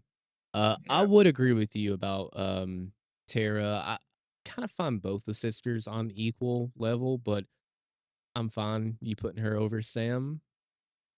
I wish And that it's they would have mostly because of got. the fact that like Tara likes the Babadook, and like I love the Babadook, so like maybe that's Yeah, again bias, but I do yeah, remember that line, but I still prefer yeah, the Babadook. I'm kinda in the I don't know. I'm in the camp. I like them. I wish they would have got a third film, even though I love Nev. Glad she's coming back. Um, man, they fucked up the Richie's family in part 6 at the end. Mm. So they are they're survivors for sure. So I'm Oh fine yeah, with you putting them there. yeah. Maybe if they had been in more movies, they probably could have gone up another star or The two. bad But bitch, yeah. you know, but yeah, as it stands right now, I'm fine with having them in the survivor category. So, but even as far as I'm concerned, like even if you were to put them up against like characters like Gale and Dewey and Sydney, like they're still not quite that level. Like they're fun characters, but like I would argue that all three of the original characters are still better. So, Oh um, yeah, absolutely yeah. agree. And one more time, man. Shout out to the goat, Britain. The goat, the goat, The yeah, goat. the goat. And last but not least, man, we this has been going on for a while. We Oh have yeah. Allison from the new Halloween trilogy. Do you want to take this one before I do? Because I feel like I'm gonna ramble. Um, I like the actress. I'm trying to think exactly what I said last night. I like the way I worded it. She had potential, I thought, and me and you talked about this that possibly she would take on the role of Laurie, in the new trilogy, and I felt like they were going to do that, and the potential was there, but she just didn't end up living up to what I thought she could have been because I really do like that actress. Yeah. Um, I don't know. I wish they would have had her do more throughout the films. I felt she could have took on a bigger role. And Yeah. I like her, but because of that, I would put her somewhere in Survivor. I was gonna say like I know like a lot of this is gonna be like, but that's just the whole thing. A lot of this tier A list lot of them are is just kind of like survivors. middle of the road. So Yeah, middle of the road, middle of the pack. obviously like there are some that are Yeah, higher on the list than others, but the yeah. goats. If I was to give any credence to Allison, I think that the actress Andy Matichak, I think her name was, Mhm. I think that she does give the performance the best that she's capable of doing. But it's like you said, she has potential, or she had potential to be. It seemed like with the new trilogy, they were trying to kind of make her like the new Laurie Strode, because obviously it's Laurie Strode's granddaughter. But yeah, I think that her character had the most character in the 3rd film, like, when she actually started Yeah, dating Corey, and she Corey. actually had kind of, like at that point, she had, like, lost a lot. She lost her boyfriend, she lost her parents, of course, so, like, it definitely felt like she definitely was grieving the most, and she had the most depth to her in that movie, more so than the first 2 movies where she, again, kinda had more of that innocence to her, where she's, like, just kind of a college or high school student. But, but even then, it's like, yeah, I agree. I was kind of hoping that they would do more with her character, but beyond that, she's fine. She's not a bad actress or anything like that. Not a bad character, but she's not really, exceptional either. She's just, again, kind of middle of the road, and I think that's where, like, most of these girls are gonna end up, is just middle of the road. So, as far as placing her in the category, is she memorable? Is Mm. she as memorable as some of these characters from, like, over here? Uh I don't know. I kind of wanna place her, like I'm tempted to place her maybe just, like, above Julie, maybe a little bit, because at least she has 3 movies to develop, but, like, obviously, I think that Whitney is more badass, in comparison, just because she's more proactive, even though she's absent for most of the movie, but, No, I don't know. I like that placement because I like Allison, but I wish that they would have done more with her. So she, Yeah, I think that is a good placement. Had she had more to do, maybe she would have been higher or even a bad bitch. yeah.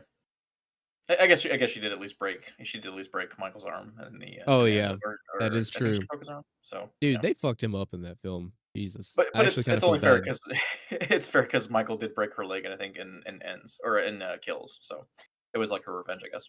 Yeah, my boy Michael didn't deserve that. Yeah.